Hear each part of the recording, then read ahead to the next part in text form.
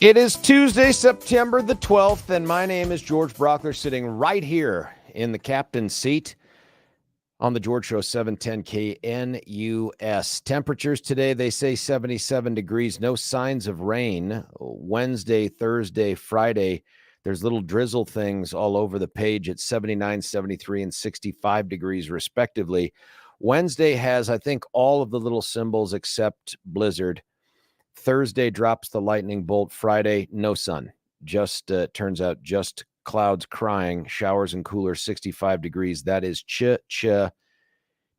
There is also Hurricane Lee, which will, of course, never make landfall here in Colorado, but is racing up, I think, Florida or something, or is gonna. And the only reason that's important is because, folks, this is my last day this week here. I've got a little bit of military duty up in the northeast part of the United States starting tomorrow. And then I'll be back Friday evening.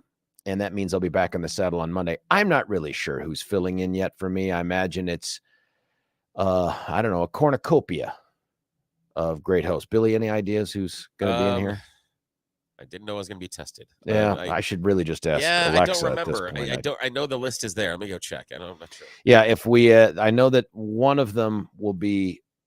I don't know any of them, honestly. I really have no idea. We're not allowed to know things like that. We're just told this is what's going on. But a little military duty tomorrow and Thursday and Friday, and it takes me up to that place where I've been following the weather. It is, it's not good. It looks like there's going to be some bad stuff that happens towards the end of the week in Boston all the way up to Nova Scotia. And since I'm flying in and out of Beantown, I worry about that. And if I could just take a moment, we didn't do Grievance Monday, but I'm going to do a grievance on behalf of my dad. My dad went to the funeral of my great aunt, who I mentioned to you last week. Guy's 83 years old. His wife, Annette, I think is 85. And if I get that wrong, Annette, we'll just edit out the podcast. I apologize for that. But they made the decision to go to the funeral. I had toyed around with the idea of it, but just to help, but the times that they chose just didn't work out for anything I had going on. So they left on Tuesday, and they were supposed to come back on Saturday. So they get to the airport on Saturday. This is EWR, folks. This is Newark, which later on, sometime in October, I have to fly into and out of. But that is the soul-sucking black hole of travel, especially if you're luggage. That's where luggage goes to disappear. Kind of like O'Hare is where you go when time stops mattering to you. When it's like, if you were flying to be incarcerated in prison, you want to connect through O'Hare because you want to maximize the amount of time that you're not in prison. And the way you do that is to fly in and out of O'Hare. EWR is a close second. So my dad gets there early. They're the early people, right? Like there are folks that take this whole 2 to 3 hours before your flight time seriously. I'm not that guy. Probably challenging the fates here, but I like to get in there less than an hour, especially if I'm not checking a bag. I like to just park, keep walking the whole time. If I don't have to break stride, it's magic. And then you get to the gate and you board a little bit. Now they're boarding you 40 minutes early. So I just love to be able to keep that going, hop right in, sit right down and go. But not my dad. And so my dad's super early, super prepared, gets there. They need wheelchairs too, by the way. Did I mention 83 and 85 and there's feet issues and all this stuff? So anyway, they get there and the weather's so bad, they cancel my dad's flight. Now, did they tell the old people, here's a special line for old people that need wheelchair assistance to get on and off the plane so we can get you booked into a hotel? Hell no, they don't. They say you have to walk down these 87 concourses to get to United customer service, which, as you know from the past shows, that is a special ring in Dante's hell. United customer service is the place that God sends you when he's punishing you for something. I don't know what my dad could have possibly done wrong, but he had to go and he waited for like hours to get there. They don't have any more flights out that day. In fact, the weather's so bad, they've canceled all the flights on Sunday as well, or they're full up. So they're like, you're going to have to leave on Monday. So I'm texting with them. I call him on the phone. I'm like, well, Dad, they got to give you a hotel voucher. They got to pay for this. This is crazy. He's waiting. I don't think they actually got to a hotel until about 1 a.m. And when I talked to him next, it was, yeah, they gave us a voucher for a meal and a taxi. I'm like, well, what about the hotels? And he said, they apparently ran out of all the hotels they send people to for vouchers were full up. I'm like, I don't think that's relevant. I don't think that matters. They're the ones that have made the decision to keep you, they got to give you a place to stay. So he stays at a hotel. The luggage, they said, hey, yeah, you can't have your luggage back. I've been through this nut roll multiple times with United. It is a design feature, not a flaw. They do not want to go through the effort of taking your luggage. Once they own it, they don't want to give it back until it reaches the place of your final destination. They don't care if that's a year later. So my dad and Annette end up going 2 days without any clean clothes. My dad ends up having to spend some time going, I guess, to Walmart or something to grab some underwear or something. But nonetheless, when they show up at the airport on Monday, they're like, oh, yeah, we already sent your bags to Denver. Like, what are you talking about, man? How does that help? Yeah, I don't understand, but it gets better. So they board the plane. They're supposed to land by 5:00 yesterday afternoon.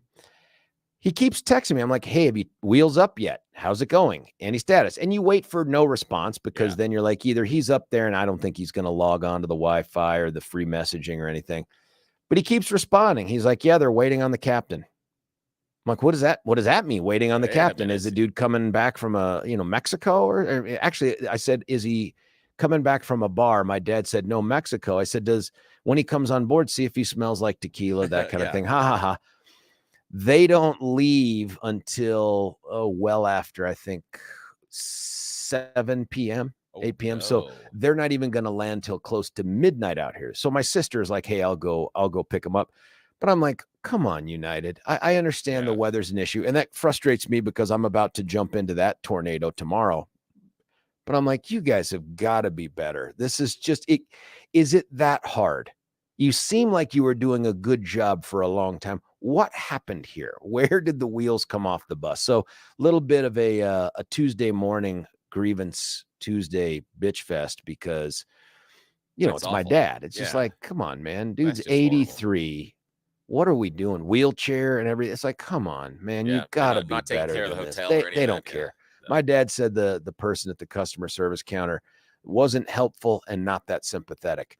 And by the way, for those of you in the customer service industry, just simply mouthing the words, I'm sorry, doesn't do anything ever. I don't know. Maybe there's a study out there that says otherwise, but in my mind, all I'm thinking two things. One, I don't believe you. You're going to have to show me. And two, I don't care. Just fix my problem, right? Like whether you're sorry or not, I don't care. You could tell me, I think you deserve everything that's happening to you, and here's your hotel voucher. I'd be so much happier. Yes. Yeah.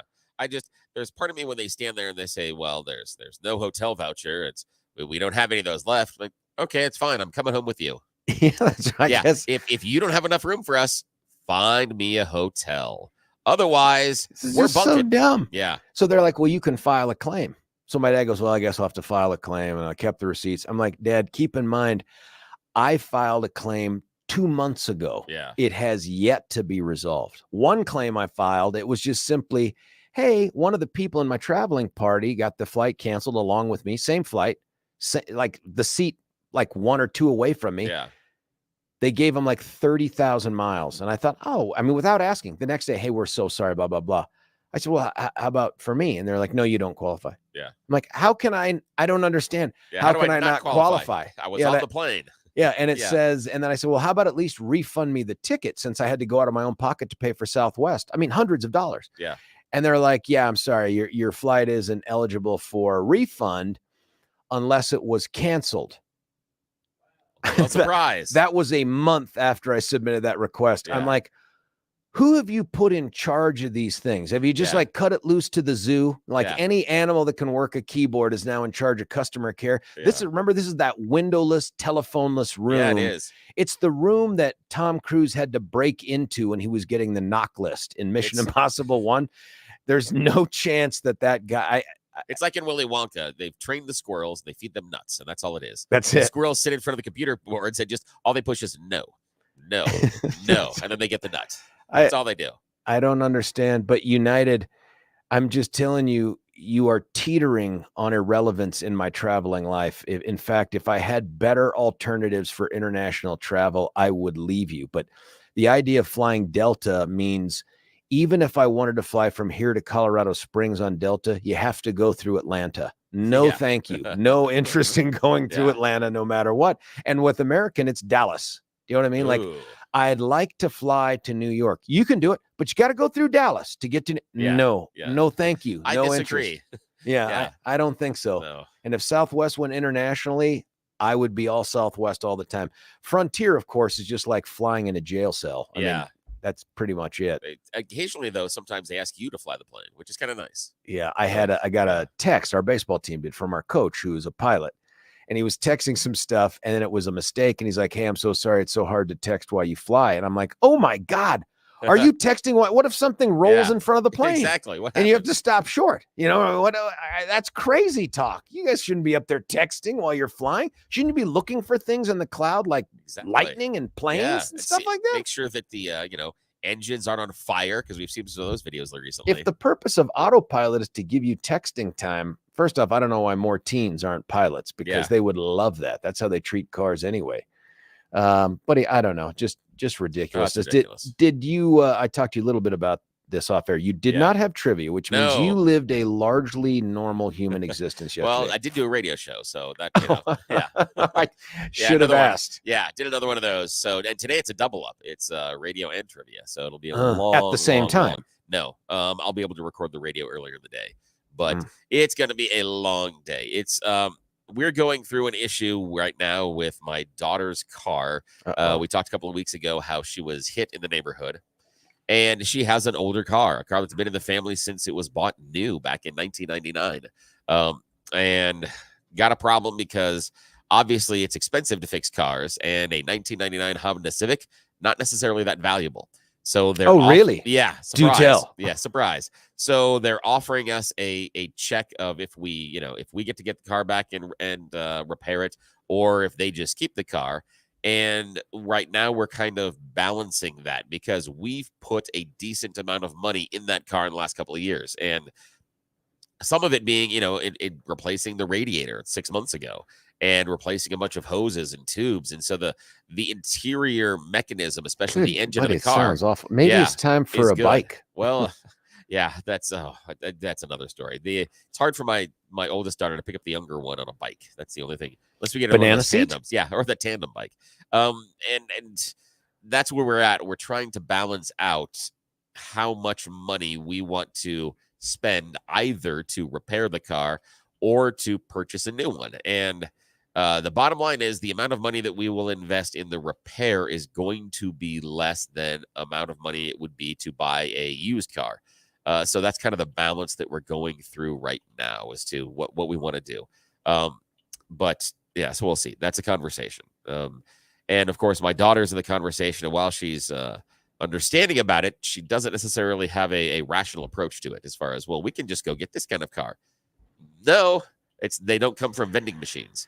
You have to go find something like that, and finding something that I would trust. Well, and you have certain superpowers that can't be rushed. Yeah, no, not at all. And so so I'm having an issue with that, and I don't know. And I'm not getting a clear message from anybody else in the family as far as how they wish to proceed. So it's kind of just ignore it then. Right now. Turn it off. Yeah, I'll try that. Turn it off and see what happens. So I don't know. So that's kind of difficult. I'm starting a slow process again of looking just to see what's out there. But I don't know. I'm very disheartened in what I've seen so I'm far. sorry, man. So, I don't know what that market looks like, man. I'm glad I'm not in it. It's awful. Listen, after the show, I got to drive into the place that does the car. Also a huge nut roll. Tires.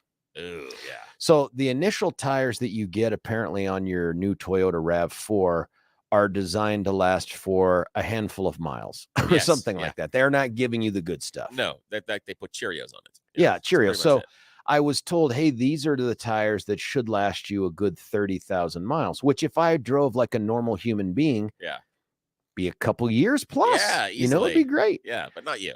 No, I'm less than 2 years of ownership of this car, and I'm at 47,000 miles. Ooh, and the dudes were amazed. They were like, "Oh my God, these things are still going." And of course, you can.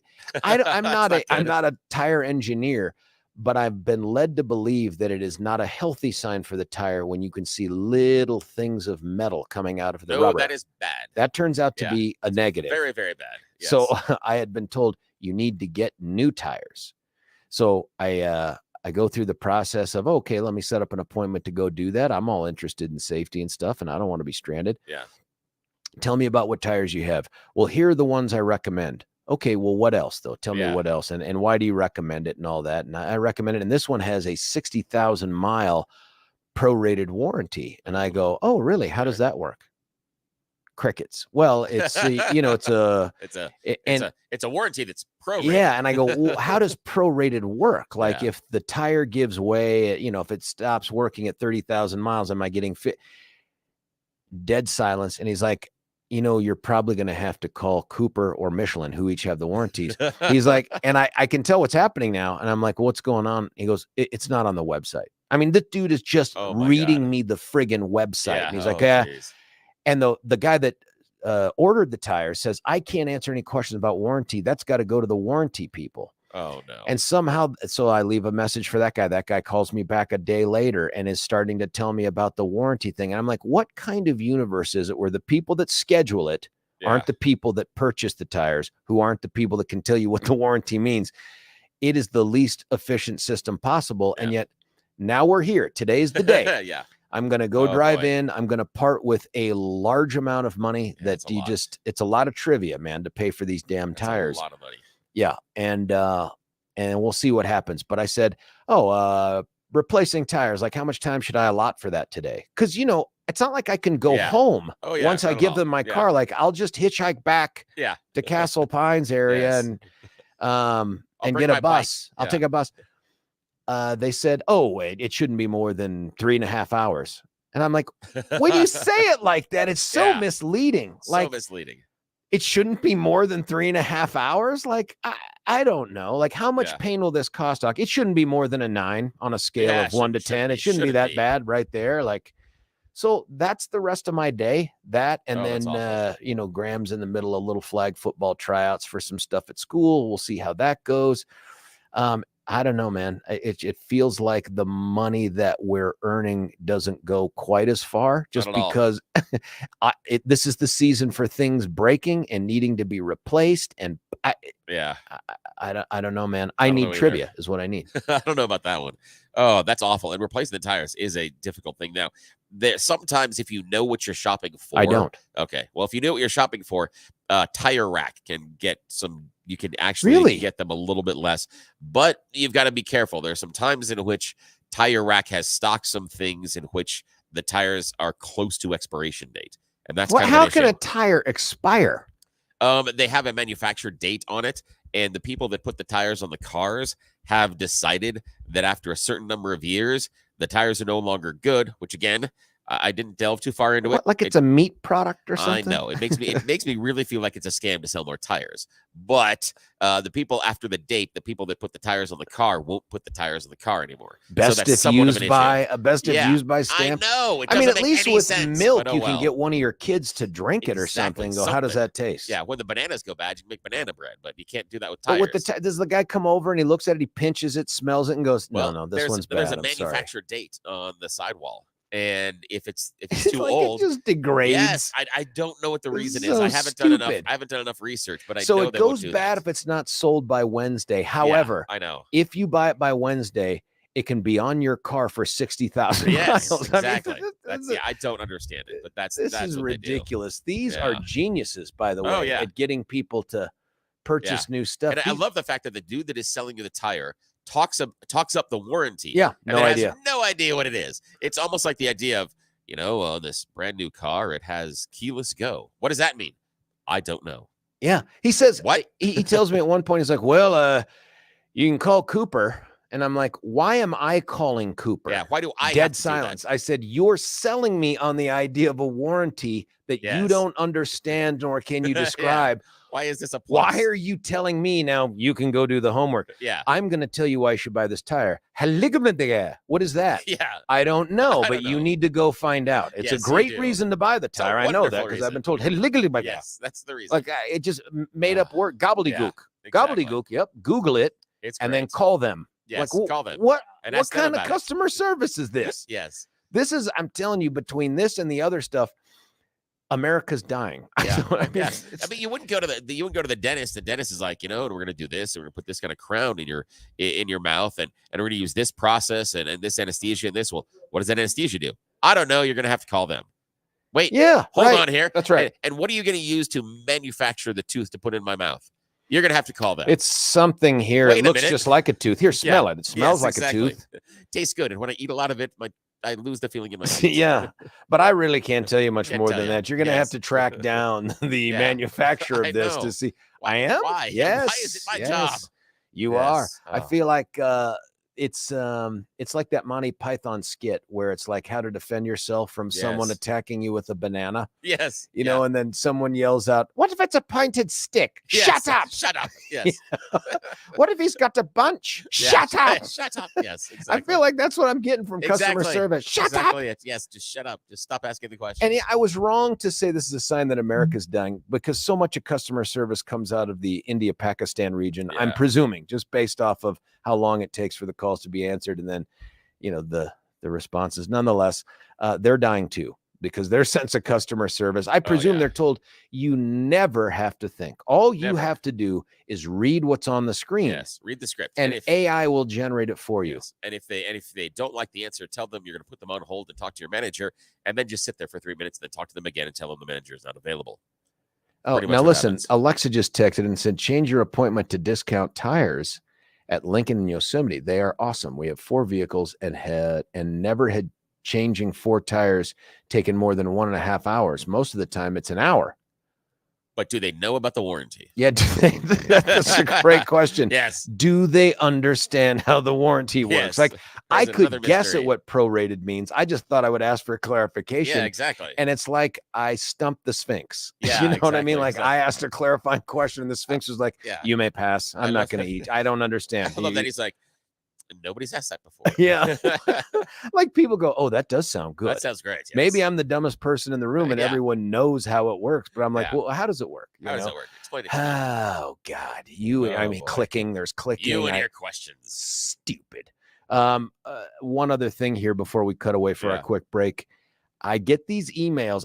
This is no joke. When I tell people I'm still on this like listserv for homes, Billy, I get these Yeah, listserv what's for that? homes. They're ranch style homes in Nice. the Douglas County area because of course Douglas County is awesome. And here's the first one: price increase. The next one, Oh, geez. price reduced. The next one, price reduced. The next one, price increase. And they're all in like Parker, Castle Rock. I'm like, Oh, wow. what the hell is going on? Either people don't know how to price their homes Yeah, or something, but yeah. they're all kind of similar. I mean, That's all weird. less than 3,000 square feet, except for this one, which must have a finished basement.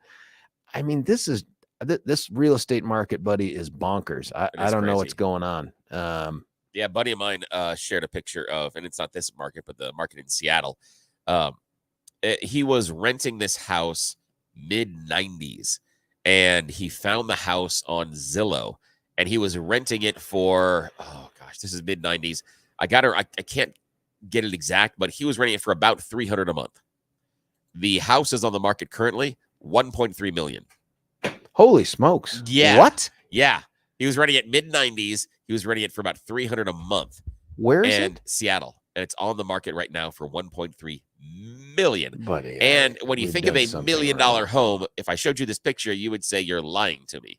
It is not $1 million home. It's because of the Seattle real estate market at this time, but it is ridiculously stupid. So, yeah. Someone says Tire Rack is owned by Discount Tire. The 7 to 10 makes year sense. expiration is a U.S. tire industry ploy to sell more tires. That sounds Yes, that sounds completely right to me. Yes, that sounds exactly right. I mean, if they said Yeah. you could hang on to these tires for Yep. eternity, your inventory never grows old, then people stop buying their tires. Yes, exactly. But I mean, Yeah. how many salespeople do they send there to go, let me just check your inventory? Yeah. You got 200 tires back here, Jim, that are expired. Yes. I wouldn't put these things on my kid's car. I can't There's believe no you're way. selling these things. Can't They believe could it. die. They Yeah, could, they obviously. expired months ago. Yeah, don't This- you know they just start falling apart? This rubber has actually turned into cheese. Yes. I don't know how you If they get wet, they just dissolve. that. That's how tires work, evidently. I don't know. I wouldn't Yeah. want to be your attorney having to defend a lawsuit Yeah. for the deaths And you will cause. I don't understand why the tires don't work anymore. Yet growing up, I went by legions of farms on the eastern side of this beautiful state of ours where they would have old tires that they would have over the top of their hay bales. And they would be covering them, and the tires would be holding down the tarp over the top of the hay bales. The tires weren't falling apart. The tires weren't disintegrating. And we've seen how long it takes tires to just burn. I don't understand. I appreciate the texture edifying us about the. I love our textures. Another one. Any tire retailer who cannot explain a prorated tire mileage warranty should be avoided. I worked for Discount Tire for 22 years. Thank you, Tony, for that. That's probably good advice. And Alexa says they've explained the warranty to me. And if you've ever talked with Alexa, what an uphill battle that's got to be. No, I'm kidding. Alexa, it's a total joke. Another one. Big O and Parker is really good too. Solid guys, and they did brakes and tires in about 2 hours. Oh. Here's another one. This one seems awfully targeted. Ooh. You buy tires like a girl. Best thing I ever did was research tires. Got the best price online, went down the street to the Mexican tire shop, and they threw them on for $50, and I was good. That's great. That does seem good right there. That seems like because tires aren't that difficult. I mean, there's not a lot of secrets to putting the tires on. No, that's why the 3.5 hours thing stumped me. Like, that seems odd. Is it people who have spatial, issues like this? I don't understand the shape. How is this? It keeps rolling. I can't sit still. Maybe on Tuesdays it's when all the blind workers are in the shop, and so it just takes longer. This is like an endorsement, but an interesting one. Yes, Discount. I think they mean tire in Lone Tree. My son used to work there. Now a Marine. So it's like, hey, man, if they're hiring patriots, it's that or whatever his experience was in the retail market at Discount Tire, it led him to want to go out and find people and kill them. Again, it's a different interpretation. They take that kind of customer service to the battlefield. Exactly. You know what I mean? Exactly oh, you want help? Get over here. Over it, yes. Bayonet you. Listen, once again, we have hit that sweet spot. By sweet spot, I mean, we've blown way past what the recommended break time is for this. But we don't care about rules. In exchange for that, I've been offered some ideas here on things that I may research while I'm on the air here, during breaks, of course, to determine a way to save. I could save money and time today instead of spending $1 jillion. Instead of spending $1 jillion in 3.5 hours, maybe the Discount Tire thing is the way to go. I'm just worried they're going to be like, hey, you got to set an appointment. I'm going to drive home on the little metal shard sticking out of the tire there. And then I'm going to be calling Billy and be like, hey, man, when you're done with trivia, can you come down and pick me up and just bring me into the studio or something like that? I'm going to camp here overnight. Hey, listen, we're going to cut away for a break. When we come back, it's going to be that special time called the Thorpe Report, and then we'll cut away again. We'll do the good stuff. You choose the news. Got some guests on today, some good ones, some familiar, some brand new to the show. Stick around. George Brauchler on The George Show at 710 KNUS.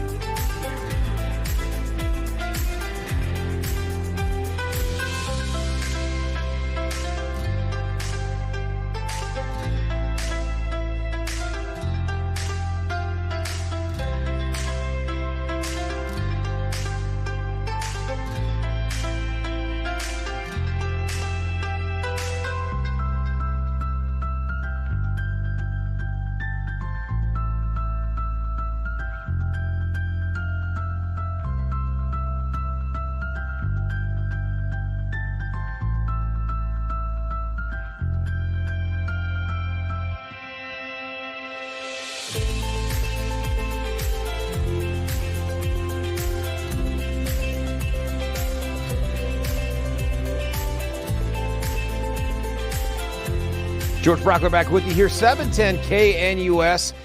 If you were sitting around wondering who's going to make me smarter about the local news this morning, no idea. But no clue. Coming up right now, someone who's going to take a hell of a college try at it. It's Captain Trivia himself, Billy Thorpe. Oh, I don't know if I like that nickname. That is fantastic. Sunny skies, mild temperatures today. This afternoon expects highs in the middle to upper 70s, and that'll spread across the Front Range and Eastern Plains. Wednesday, sunny skies are going to stick around. Chances for showers across our Front Range. Highs climbing into lower 80s. Most showers and storms in the high country. Highs in the lower 70s Thursday afternoon. Friday, we're looking to have our biggest chance for showers and storms across the Front Range. Great weather for football this weekend. Sunny skies Saturday and Sunday. Highs in the lower to upper 70s. And we have received our very first snowfall of the season. Reports of the first snow of the season made their way from the Front Range Monday morning. Pikes Peak, Longs Peak, Loveland Pass, Rocky Mountain National Park all reported snow early on Monday. There were webcams at the Rocky Mountain National Park Alpine Visitor Center that captured winter snow at around 1,200 or 12,000 feet. Also, protesters who filed the lawsuit over Denver police action during the George Floyd demonstrations have won a $1 million settlement. On Monday, the Denver City Council approved the $1 million settlement, which involved 4 plaintiffs. What? Yep. Elsewhere, Colorado woman is accused of neglecting an elderly Denver man and stealing nearly $50,000 from him while working as his caregiver. The 45-year-old began working as a paid in-home caregiver for the man in early 2022, and she acted as power of attorney starting on April 5th through June 20th. She hired an additional at-home caregiver, and it uncovered the fact that she wasn't doing her job at all. At one point, she made only 2 15-minute visits to the man's home during 2 weeks that she agreed to care for him. Obviously, he was found in awful conditions. She got to go. Down. Yeah. Did she go to prison? No, just been arrested so far. So she's accused so far. So, to go. Yeah, she does. It's awful.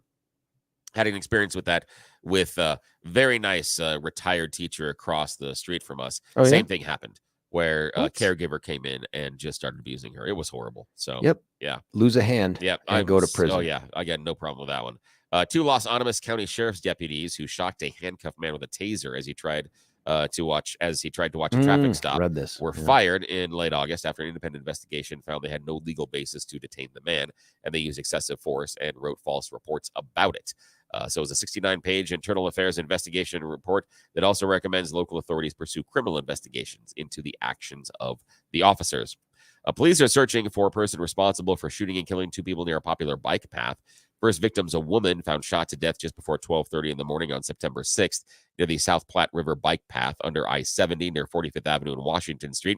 3 days later, after midnight on September 9th, the man was found shot to death again along the same bike path near West Florida Avenue and South Platte River Drive.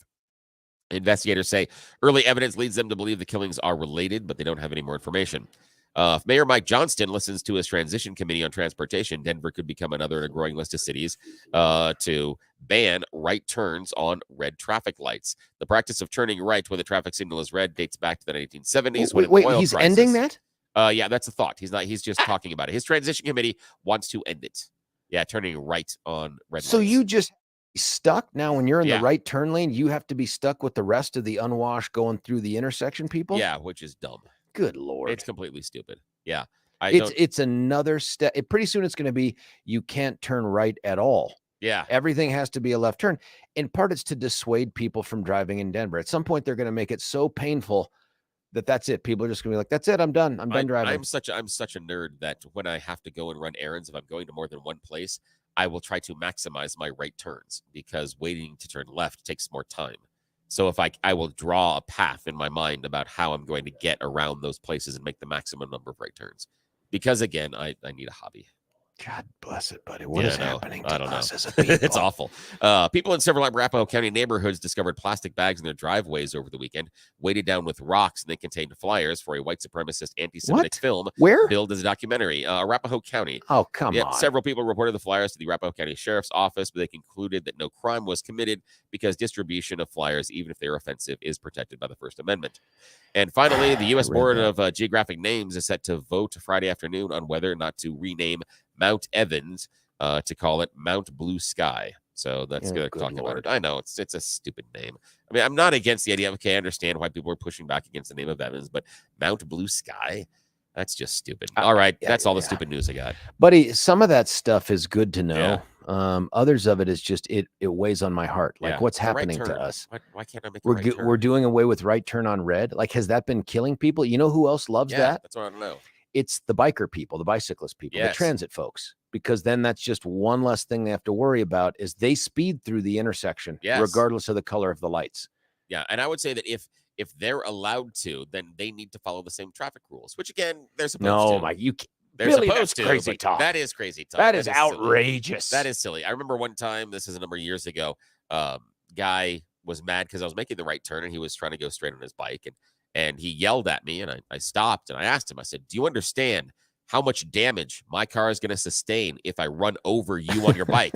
He's like, no. I said, none at all. You should think about that before you try to take the right of way. I'm just saying, even if I make a bad decision, you lose. Just think about that. And that's when he flipped me off. Okay. Oh, and then you chased him down. Listen, No. let's do this. Man, I wish more of that was actually Me you too. choose the news, but nonetheless, listen, if you were looking to be put in a better mood, that didn't do it. But the next section just might, because Billy has searched the dark web to find all the good stories that can be you choose the news, which at some point maybe we combine with 3 truths and a lie, because Not a some of bad those idea. stories I'm like, that can't be real. I And know, yet like they're yesterday, all real. the poverty simulation at the country club. Come on. That was gold, baby. And last week we had swans on drugs. I mean, the stuff we They find. can't be real. Is this Newsmax? There are a couple in this? here. There are a couple in here that are really weird today too. Really bizarre. Oh, I can't wait. Yeah. Let's cut away for a break so we can come back and get it. It's called You Choose the News. But until then, George Brauchler, 710 KNUS. Imagine the lifelong impact of a journey to the Holy Land, surrounded by like-minded travelers.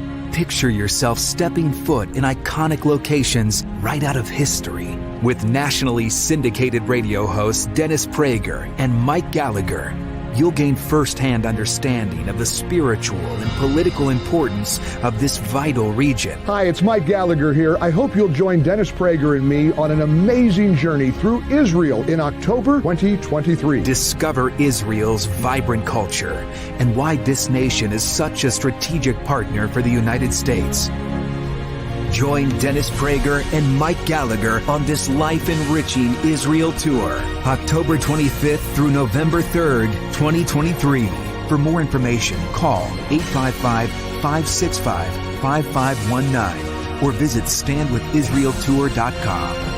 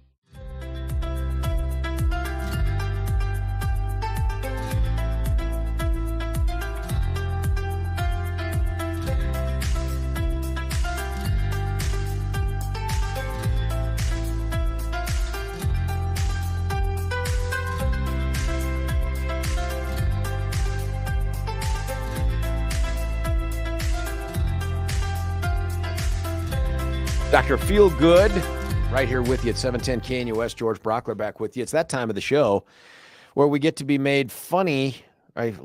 Happier, funnier, maybe. No, humorous. What's the right word? We're made happiest.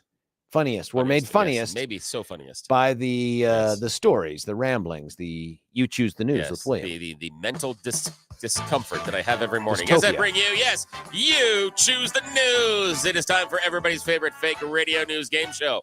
We have scoured the interwebs for mere moments this morning because it's really easy to find stupid stuff about us humans, giving them even dumber headlines to play this fake radio news game because the checks keep clearing. Thank you very much. Alrighty, sir. Here are your choices. Headline number 1, finally, science asking the real questions. Headline number 2, finally, media asking the important questions. Headline number 3, Powerball retirement plan. And headline number 4, hidden hydrosaurus. Alrighty, so your headline questions yet again are, finally, science asking the real questions. Finally, media asking the important questions. Powerball retirement plan and hidden hydrosaurus. Your choice, sir. If it was 3 truths and a lie, the lie would be media finally asking the important questions. Yes, media finally asking the important questions. This is coming to us from the lovely banks of Los Angeles, California. KTLA is the TV station that asks the important questions. Can you eat it? What? I'm yes, sorry? It is a very strange question, but they were curious as to whether or not you can eat the lanternfly. That is a legitimate the headline on the website of a real TV station. Can you eat a lanternfly? Now, the weird thing is that this is LA, and so they spend a very nice time at the beginning of the article talking about how they're an invasive species from Asia, and this is how you kill them. This is why they're bad for us, everything else. But wait, part of the way through, it says, but what about eating it? Yes, they asked the question that we all were wondering, and they say, Genius. You really don't want to, but you can eat it this way, etc. And what popped up in my mind is this a problem inside of LA? Have they become such mindless zombies? They're just giant toddlers, and they're walking around putting random stuff in their face. And adults are around and go, don't eat that fly. You don't know if that's a lantern fly. You have no idea. Does this happen? I don't watch a lot of LA TV, but does this happen a lot during their reports where it's like, yes, Jim, and that's why you should not put it in your mouth. Back to you in the studio. Hold on. Is the answer no, you can't eat them?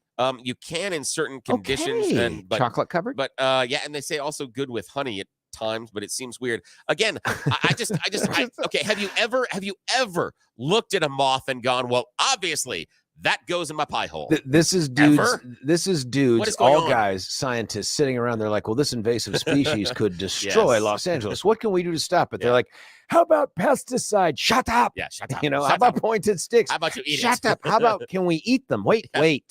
Let's explore that. Yes, can we eat them? Can we do this? I know. And it was a real headline. Can you eat the lantern? Are you sure this isn't a Ramaswamy solution to this problem? Ridiculous. Like, solution to end the lantern fly. Eat them.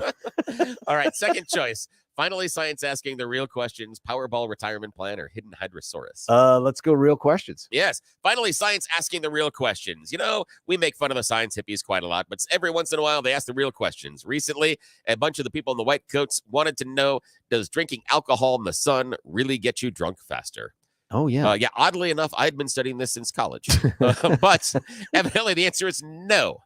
They say that it doesn't impact you any differently if you are drinking in the sun. I just wish I could have been part of this study.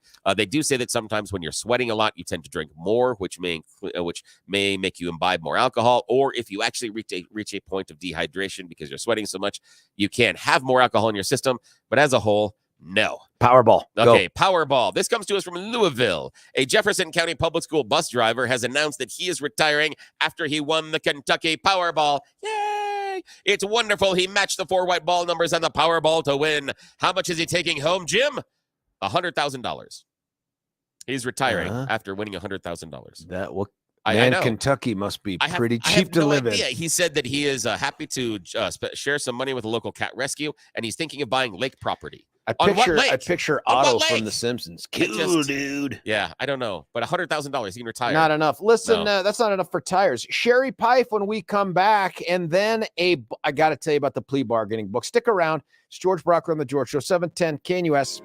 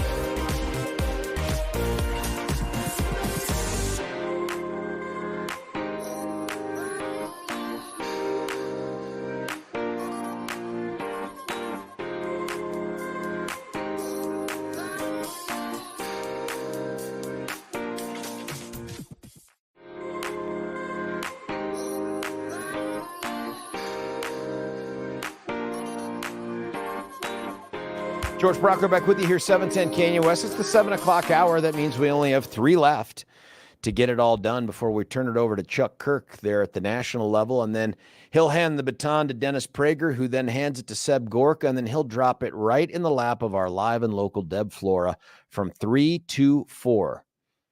4 to 7, Stephen Tubbs. Get him while you can. As you know, Stephen announced his transition. No, not to being a man, but his transition from employee of Salem KNUS to not employee of Salem KNUS. He's going to be retiring here. So every one of these shows is its own little gem. For me, I really want to see how this thing comes off the rails over time, because by the time we get to that last week, and Billy has told me, by the way, nobody gets to call their shot like this. Like, it is usually, hey, I'm thinking of leaving the radio. And while you're saying those words, they're already cleaning out your little cubby, you know? And so I'm interested to see where this goes. I mean, at some point, I presume it's Stephen as he appeared in that Leroy picture, shirtless, perhaps pantless, wandering around with a brown paper sack filled with a bottle of cheap booze, you know, Wednesday. Or maybe like Robert Downey Jr. in the tail end of Natural Born Killers, where he's joined with Woody Harrelson and Juliette Lewis, and he's got his tie around his head, and he's screaming, he's got his shirt off. Maybe that's it. Yeah. Maybe that's how we go out. I thought you were going to say Less Than Zero, but maybe it's a complete. That's a totally different one. Yes. Good job. Sorry, Stephen. I know you. Maybe that's the movie of the week for Stephen. Is Less Than Zero. Nonetheless, this is that point of the show, and we have a regular VIP series of guests. None as awesome in terms of the local investigative journalism as Sherie Peif. Sherie, thanks for joining us. Oh, I've got to put. And Sherie, forgive me. You started talking and I hadn't pressed the button because I tried to, and I got hijacked somehow by pressing the button. Sherie, how are you? I'm great. How are you this morning, George? You know, it's one of those days where it's weird for me because it's like a Friday on the radio because I'm out for 3 days doing military stuff after this. But at the same time, it's a Tuesday and we're right in the middle of it. And it's a weird season right now, right? Like, we don't have a presidential debate. Whatever's going on politically in Colorado is sort of, and I was going to ask you about this, it's interesting from the standpoint of internal party politics, you know, what's going on with the state party. But beyond that, I don't know. It's a little bit of a snooze fest, except if you're a Buffs fan, and I am. But, you know, the Broncos kind of fallen down again, you know, leaving 4 points outside the goalpost. I know, but didn't you have that hope that springs eternal when you bring in a $8 trillion a year coach named Sean Payton, who I still have confidence in? But what happened, man? How do you drop, what is it, the 6th game in a row that we've lost to the Raiders, our historic rivals, home opener in Denver?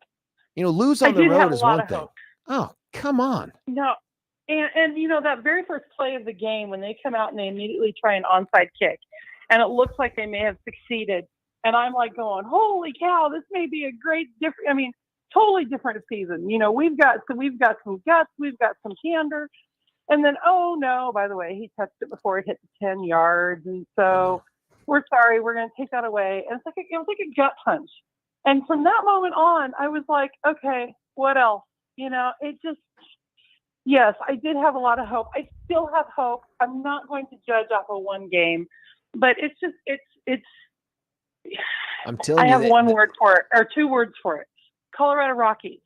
Yeah, listen. You know, how long do you keep doing that? You know, how long can we, as Bronco fans, continue to have hope? They got to do something. Yeah, well, you can't blame ownership for the Broncos for not spending money. They did. They spent money on Russell Wilson. They spent, but when you look at the Rockies, they're not willing to go out and pay for players to come. But who cares, right? From their standpoint, they're like, well, we're still selling stuff and people still come to the games. So I guess they like the product that we have. Yeah, we have the highest priced bar in Denver. You know, entry into the highest priced bar in Denver, and people still come. No, I get it. It's completely 2 different reasons. It's just that feeling of, man, how long do we keep doing this? And I'll never not be a Bronx fan, and I'll never not root for them, and I'll never not be a Rockies fan, and I'll never not root for them. Man, it's just depressing. It's just depressing. What then have you turned your investigative reporting skills to pick up your spirits? A lot of taxing stuff. A lot of things going on in Colorado with property taxes, as far as exempt properties from property taxes. Obviously Proposition HH. There's some school board stuff going on up here in northern Colorado that I'm pretty active in, and so it's just a little bit of everything. And then, of course, you kind of hinted at it, our illustrious state party. So. Yeah, tell me what you focused on that's new. And there was some stuff that happened. We've got that lawsuit filed by Krista Kafer and Mario Nicolai as the front people for a bunch of super Democrat attorneys out there, including our former Solicitor General under Phil Weiser. He's the guy that argued unsuccessfully 303 Creative. And the attorney for the state Democrat Party are the ones really driving this train. They filed this suit, as you know, against Jenna Griswold and Donald Trump to keep him off the ballot, because in America, you shouldn't be allowed to vote for people that you want to vote for. And then the state, under its current leadership, has said our response to this is going to be something interesting. Have you followed at all what the internal machinations are of the state party on this? Well, yes and no. So, yes. I don't know how anybody can say that they have sued Donald Trump and Jenna Griswold, because anybody who thinks that Jenna Griswold is going to fight keeping Donald Trump off the ballot, I say this all the time. I have swampland up in Evans. I'd be happy to sell you. They have sued Jenna Griswold. You're right. But there is no way she's going to fight this. She's going to do everything she can to move it forward. It is absolutely the most ridiculous lawsuit I've ever seen in my life. People have a right to vote for who they want to vote for. Donald Trump continues to get persecuted over and over and over again. I am very disappointed in the people that are on this who have R's behind their name. I don't say that very often, because I feel that people have a right to the First Amendment and they can do and say what they want. But how do you get into bed with these people to do things like this? That being said, the state party has the right response. I don't say that very often these days anymore either, but they have the right response. But I don't know where they're going to get this money, George. Every time something goes wrong that the state party doesn't agree with, it's like, we're going to sue. Well, how many times can you sue? I mean, and I know it's supposed to be pro bono. I hope and pray that it is pro bono. And if it is pro bono, then I think they've got the right message. The state party has to do everything it can to stop these kinds of theatrics by not only the Democrats, but some of the people within their own party. I have to agree with them on this one. Yeah, this is one, and I've said this before, if this is successful, if somehow, despite the efforts of the Attorney General's office, who's going to have to represent Jenna Griswold in this case, where she clearly wants the outcome of keeping him off the ballot, I think out of fear or something, they're afraid. Yeah, if they thought this guy was a for sure loser nationally, then why do you care, right? But they're clearly concerned about him. It will turn me into a far more vigorous Trump supporter, and not because of him, but because of them. No, me too. Do you know what I mean? Because it would be like, who are you? Who are you to tell me I can't vote for this guy because of your made up, tortured application of the 14th Amendment, Section 3? Now, you should know we reached out to Mario Nicolai. I reached out to him personally, and he sent me to the spokesperson. And now that's the latest thing. When you get these big political lawsuits, including like 303 Creative, all of these law firms make you run through their comms person as if they know what they're doing. Like they're not good at the comms thing. And what we were told is, hey, we have to take a pass. I'm so sorry. We're just so busy. I'm like, you're too busy for 15 minutes on Denver Talk Radio with an attorney?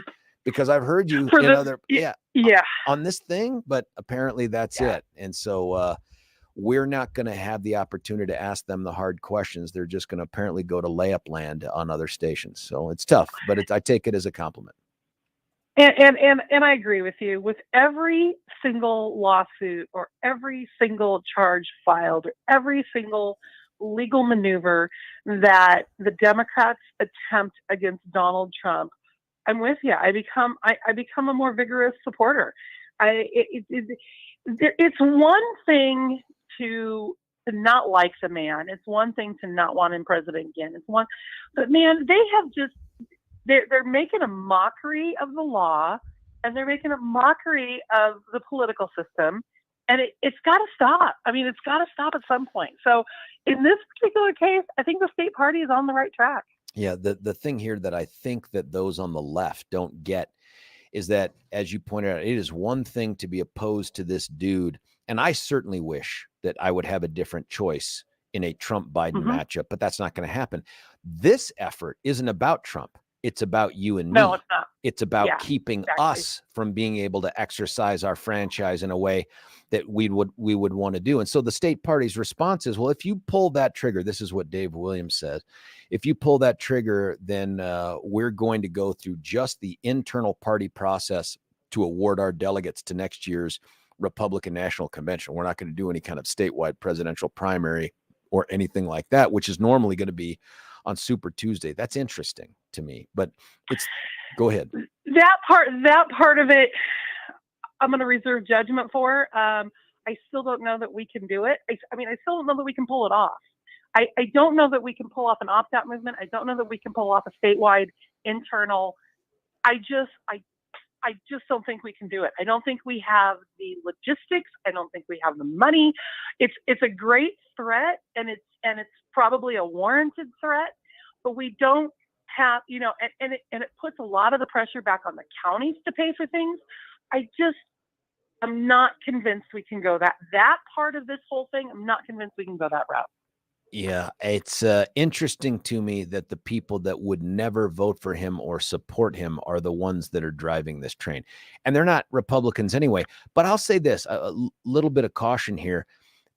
Dave had come on one of our other host shows, and it's escaping me which one now.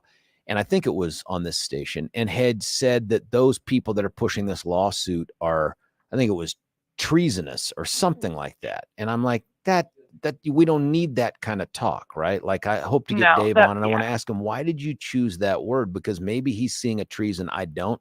It's just too strong for us to do that. Right. We can win Agreed. on the facts and the law. We don't need to do the you're a traitor, you're treasonous, all this other. We don't need to be them. I just think it tends to make us less attractive to those people who are in the middle. And my God, we need the people in the middle. Agreed. And using the word treason in that sentence is similar to using the word insurgents in the January 6th. Everybody likes to throw around these big words and these big strong words, and I think everybody's wrong on both sides of the fence when it comes to that. But that's with another $4 you can buy a cup of coffee. I want to get your opinion on something, Sherie. This is less the investigative reporter than it is a person who's been an observer of our state politics for a long time. There is a column out, not a column. That's too cheap. It's an actual full-blown article by Hannah Metzger out at the Gazette. I don't know if you've seen this, that is about how underpaid the state legislators are. Now, she doesn't obviously advocate for this, but the story is written in such a way that it highlights a bunch of people, including Democrat Representative Stephanie V. Hill, and how they have all of these low-paying jobs, and that, just getting paid a mere $44,000 a year as a legislator isn't enough to keep the lights on and all that other stuff. You've seen these folks at work. You have a good understanding of their season, both in and outside of the Gold Dome. What are your thoughts? I think absolutely incorrect and wrong. These are people who are now, don't get me wrong, they work year round. I see them work year round. They do work year round, but they technically worked for 120 days a year. So their $44,000 is for 120 days a year. On top of that $44,000, they also get daily per diems while they're in office. I don't know that that's mentioned in here.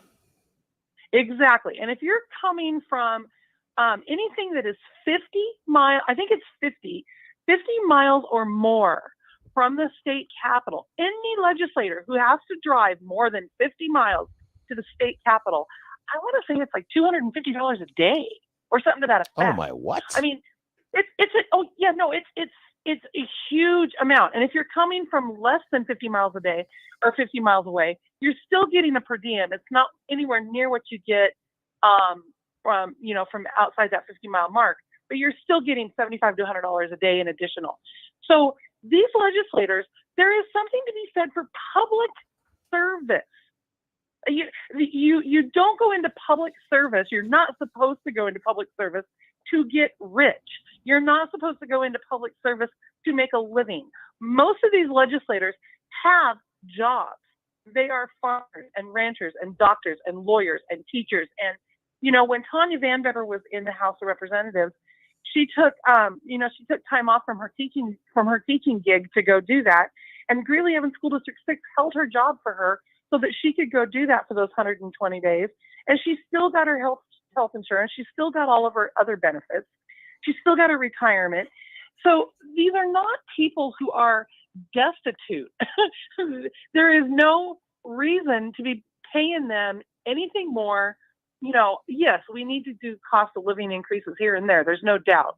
But for what they're doing and what they're getting and what they're supposed to be doing, no, $44,000 a year is perfectly fine. I will stand by that forever. I found this. There has to be a certain amount of public service in there. Agreed. I found this part of the article. It says an extra $237 stipend every day of the 120-day legislative session. Now, I could do that math in my head, but I don't want to show off. So I'm actually going to just use the computer right here. That's an extra $28,440 plus the $44,000. Maybe it's. And if you take that $28,000 and you divide it by 12 months, let's say you give them the entire 12 months. That's an extra $2,300 a month. Okay, that I know legislators who use that money to rent apartments while they're down there. I'm pretty confident the state treasurer and the House District 50 representative, Dave and Mary Young, do not live in Greeley 99% of the time because they live in Denver in an apartment or something that they have rented using Mary Young's stipend that she gets as the House District 50 representative. I know Perry Buck rented an apartment when she was in the state legislature. They use that stipend to be closer to the state capitol, which is fine. There's nothing wrong with that. But they use that money to be closer to the state capitol so that they can come and go much easier and not have to drive back and forth. Now, there are legislators. Ryan Armagost is one of them. Hugh McKean was another who drive back and forth from Loveland and Greeley every day. They leave at 5 o'clock in the morning and don't get home till midnight sometimes, or sleep on cots in their offices when they have to. But that's an extra $2,300 a month on top of their pay. And that's divided by 12. And they're not down there for 12 months. They do have interim sessions or interim committees, and they do, they are down there from time to time, but they're not down there full time, and they're not down there even part time. So, 28,000 divided by the 4 months that they are down there, it's $7,000 a month. Sherie, is this one of those things? And I'll read you the breakdown. What I like about what Hannah's done here, she's broken down professions as well. She said the most common profession among Colorado's 2023 to 24 class of legislators is attorney. That's a sign of the end times. 15 of the 100 are attorneys. There are 11 retired, 10 business owners, 6 nonprofit organization people, and 6 more run farms or ranches. And then I don't know what the hell the rest are, quite frankly. But it seems to me that what they're doing here, and I'm not blaming Hannah for being politically motivated, but in part of telling this story, it's to suggest that we need to pay these legislators more, because if we don't, then we're not going to have enough manual labor service industry people in the legislature. What do you think about that? The idea that if we paid more, we'd open up the competitive ranks for these offices to people that are more like the people. I still call bullpucky, because you've got people like Rochelle Galindo. You've got people like Rochelle Galindo who were not making any money when she was elected to office and then wanted to get back in it and tried to get appointed to, House District 4. You've got people like Ryan Gonzalez, who ran for House District 50 last time, who was making minimum wage at a bank and is now making a little more than minimum wage working at a factory in Longmont. You've got people of all, like I said, Tanya Vandever, who was a teacher in Greeley Evans School District 6. $44,000 a year is more than the average person makes. You know what I mean? As far as minimum wage, whatever. You also want legislators who have a little bit of life experiences, maybe, and or drive, and or knowledge, and or education, because that's not a job that just the person living in a tent on Colfax can just pop right into and get them off the street.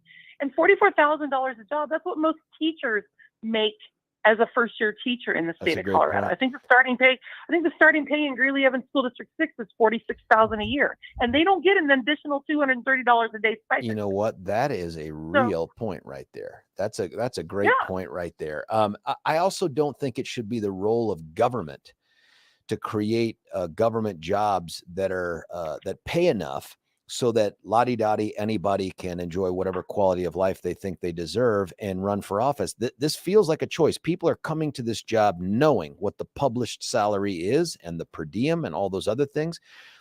And they know this when they're coming to, if you don't want to do it because it's not a belt tightening event you want to go through, then don't run for that office. There's a part in here that talks about these legislators are paid less than even the lowest paid county commissioner or sheriff or whatever. First off, okay, there is. You go ahead. Okay, sorry, I didn't mean to interrupt you there, but that is an apples to oranges comparison. You have county commissioners who work 50, 60, 70, 80 hours a week, year round. Those are full-time jobs. County commissioners, county sheriffs, county clerk and recorders, county assessors, county treasurers, they are full-time jobs. They are not, and yes, they're elected officials, but they literally are, they're not policymakers. They're not, I know what I was going to say. They're not city council members. They're not school board members where they go to a meeting once or twice a month and then go to some fun things in between and maybe read some work. These county commissioners, county sheriffs, clerk and recorders are full-time jobs that, yes, they do deserve a much higher salary than a state legislator.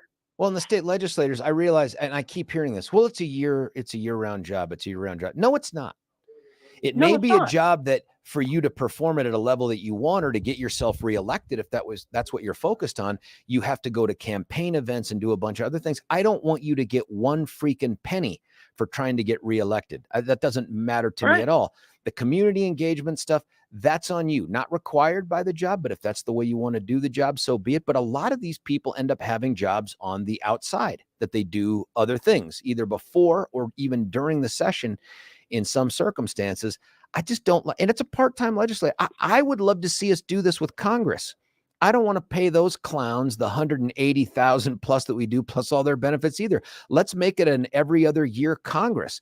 But instead, we have this subtle push that's starting with the media about we should pay the legislators more because otherwise we're not going to get the lower class or middle class folks running for. Nope. Not interested in paying those people. In fact, I'd love to cut their pay across the board. Yeah, I'm with you 100%. This idea that, yes, they work year round. Again, yes, they work year round. But I'm going to go back to what I said before. It's public service.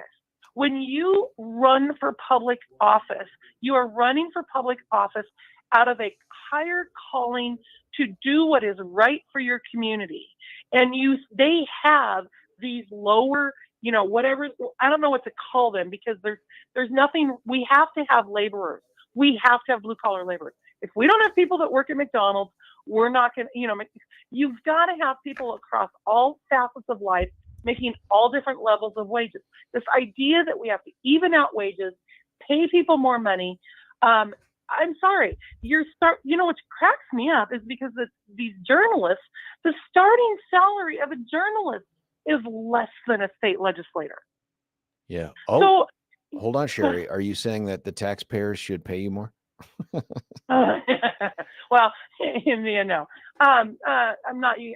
I'm talking more mainstream media, but I'm with you 100%. No, there's no reason there. I don't mind cost of living raises here and there, every now and then, whatever. But this idea that we need to pay a lot more in order for other people to have a fair chance at it is wrong. Other people do have a fair chance at it. There are multiple examples in Colorado where the average person has ran for public office and made more money running for public office than they did in the job that they did before they ran for public office. The other thing is, these are all people who have made certain life choices before deciding to throw their hat into politics, right? Like they've made life choices. Like this person who's the star of the initial part of this thing is Representative Stephanie Vigil. She made the decision to be a DoorDash driver. Okay, listen, hats off to you, man. Go make your jillions doing that. But pretty please don't tell me how painful it is to campaign while you're out there doing DoorDash. You're making these choices. Those choices should be borne by you and nobody else. I got a couple people texting in here saying things like, well, that low pay is going to be a barrier then to quality people running for office. Maybe, I don't know. I mean, like, I'd love to see Billy run for office, but Billy can't stop the trivia. Pay? What is low pay? I mean, I want to know what some of these people define as low pay. I guess that's the biggest issue right off the bat, and I'm trying to do the math right here. So $44,000 a year. Okay, if you take $44,000 a year and you divide it by 52 weeks, and then you divide the 52 weeks by 40 hours, they're at $21.15 an hour. You know what else? Billy just said this. $21.15 an hour. That's better, by the way, than the minimum wage that is now going to be forced on all of these the fast food workers. But Billy came up with something brilliant and just said it in my ear, so I'm going to give him credit. And that was, hey, maybe in part the benefit of this is it makes them appreciate what it's like to not have a ton of money. Now, Billy used the term poor. They can have empathy with the poor. But what about the idea that now they're going to feel every little bit of tax increase that they pass on or the fees that they have because they're in this position? In fact, maybe I want all of the legislators to be in that same financial position. Yeah, pay the minimum wage. You know what? That's interesting. What if we just did minimum wage for the legislature? And here's the other interesting part of that. How about we stop electing Democrats who continue to raise our taxes and continue to slap fees on everything and continue to want to spend more and more and more and more money so that the cost of living and the ability to buy a house in Colorado is out of control and more people are moving out of Colorado than they are into Colorado, so that maybe people can actually afford to live here on something that's not $21 an hour. We need to stop matching our cost of living to higher and higher wages because it's a vicious cycle. And we need to stop electing Democrats who cause the cost of living to go up. Sherie Peif from Complete Colorado, page 2. Man, right there. That's the way to punch out. There's nowhere to go after that, Sherie. You've taken us not just through the time, but through the issue. Wow. Sherie, thank you for this. I hope this got the motor going, that and the coffee with your special medicine in it. And we'll have you back on in the near future. Thanks, Sherie. Okay. Thanks, man. Listen, we're going to cut away for a break, but when we come back, I'd like for you to call in, and we've got texts in here, call in and justify for me why state legislators should be paid more. There are folks out there texting that in right now. Maybe it's even a fill in the blank thing. State legislators should be paid fill in the blank, less, more, or the same. And why? I don't want to pay them one penny more. This whole, and I'll continue to work through this article. They've got some quotes in here by like Holbert and some other folks that I really respect. I'm interested to know what your thoughts are. 303-696-1971. It's George Brauchler on The George Show. You're listening to 710 KNUS. Why should you buy your next vehicle at Castle Rock Chrysler, Dodge, Jeep, and Ram? We make car shopping easy. We have a huge inventory of new and pre-owned vehicles. We can even custom order. We make it easy. Easy financing, friendly staff, And when it comes to quality service, our expert technicians keep your vehicle in top shape. Visit us today off of Highway 25 and Plum Creek, or shop online at CastleRockCDJR.com. Castle Rock Chrysler Dodge Jeep and Ram. Car shopping made easy.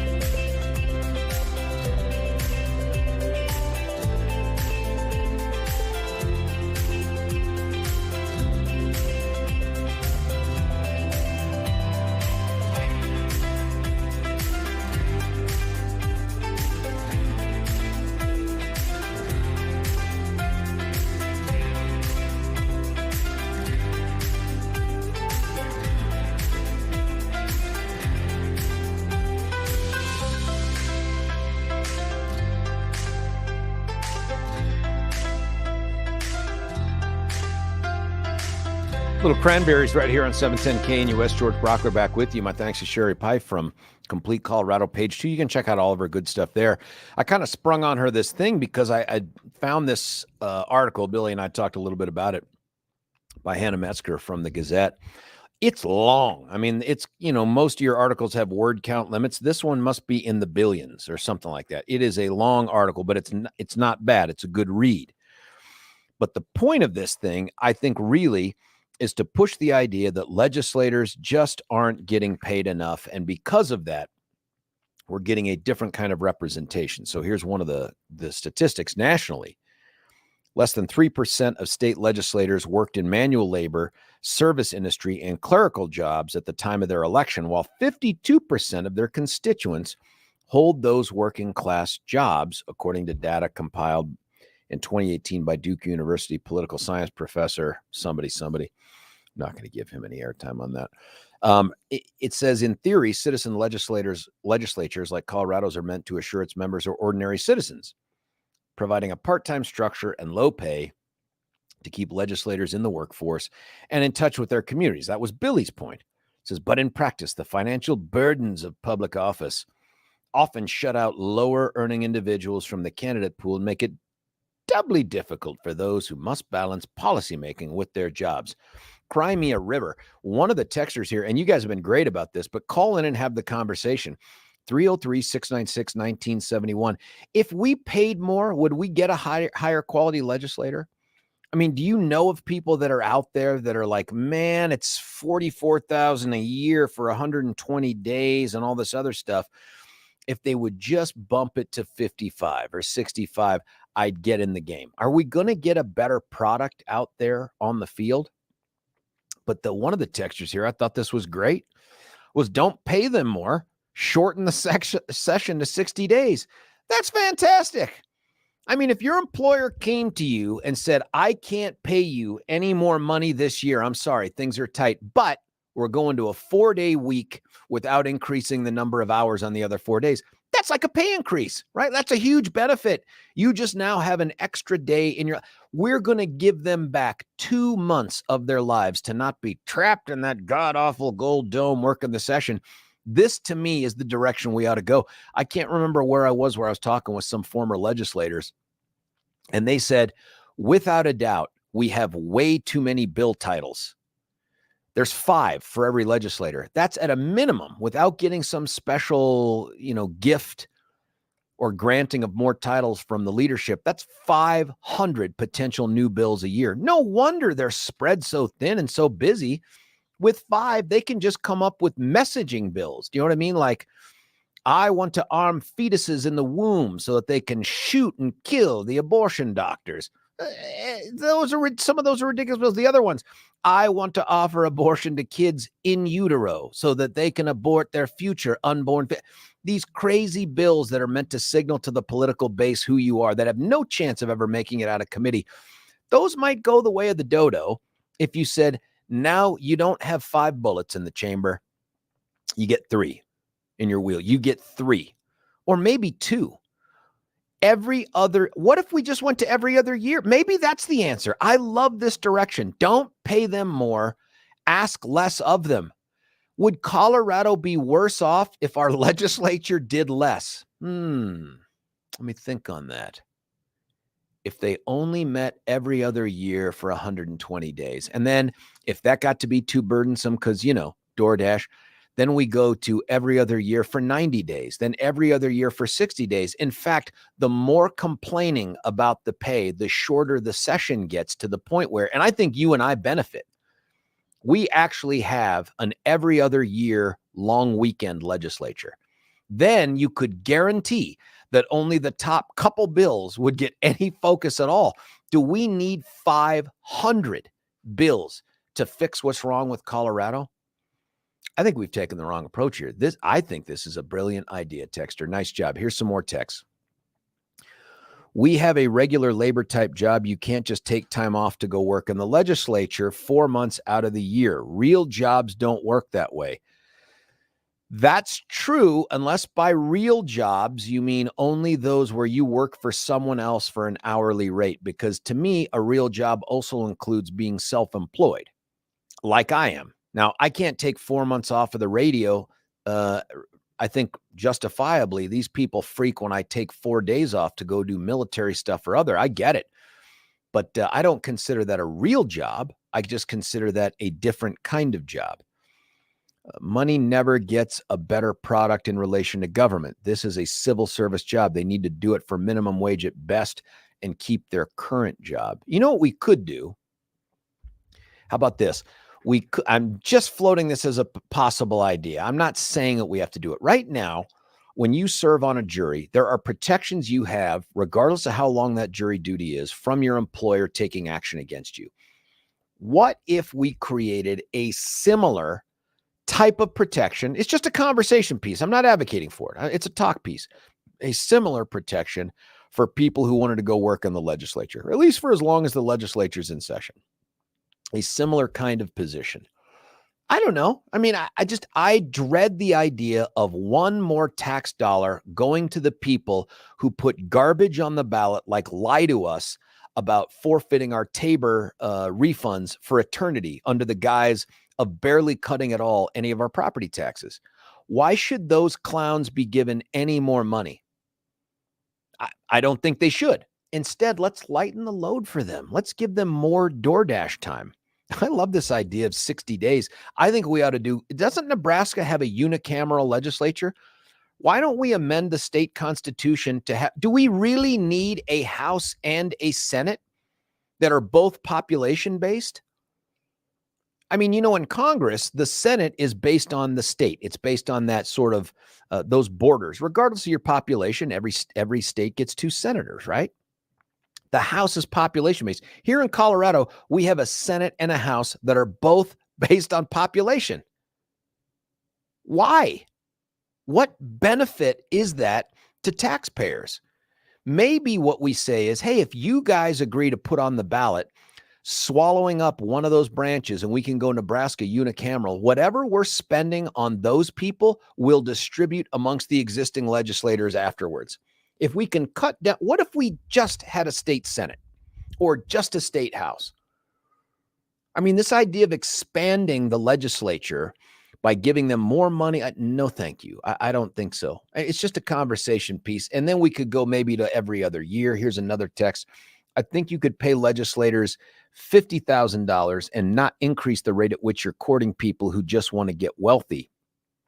$50,000 isn't wealthy, but it seems obvious that most regular Joes can't just take months or even days off work and have a stable job to come back to. So yeah, if legislators made enough legislating to survive without relying on a full-time job, more working class people could consider it. Seems like a big duh.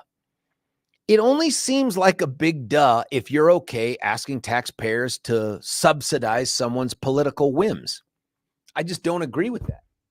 In fact, if you have lived a life that makes it impossible for you to make ends meet, and I'm not judging you, but if you've put yourself in a position either by career choices, educational choices, family choices, or whatever, that you can't make it on 44 plus 28, I mean, that feels a lot like $72,000 a year, then why should we want you to run for the legislature?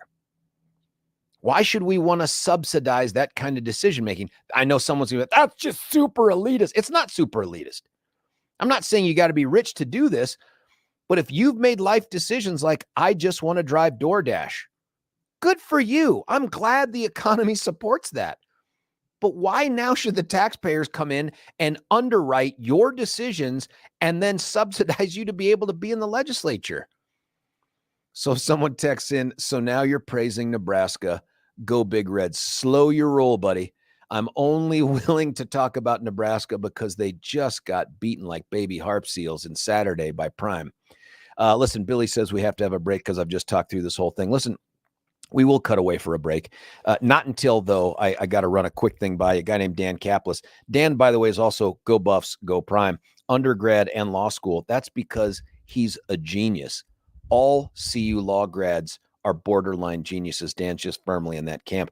If what you're looking for is someone who's wicked smart, also a guy, by the way, who comes from a blue collar, working class background, growing up in Chicago, the guy that gets it regardless of where you are in the economic spectrum, That's Dan Kaplis. That's Babar Waheed. That's the Dan Kaplis Law Firm. You can find them at Dan Kaplis Law, Caplis, dankaplis.com. You can also call them at 303-770-5551, 303-770-5551. That's dankaplis.law.com. When we come back, more of your texts, your calls, 710 KNUS.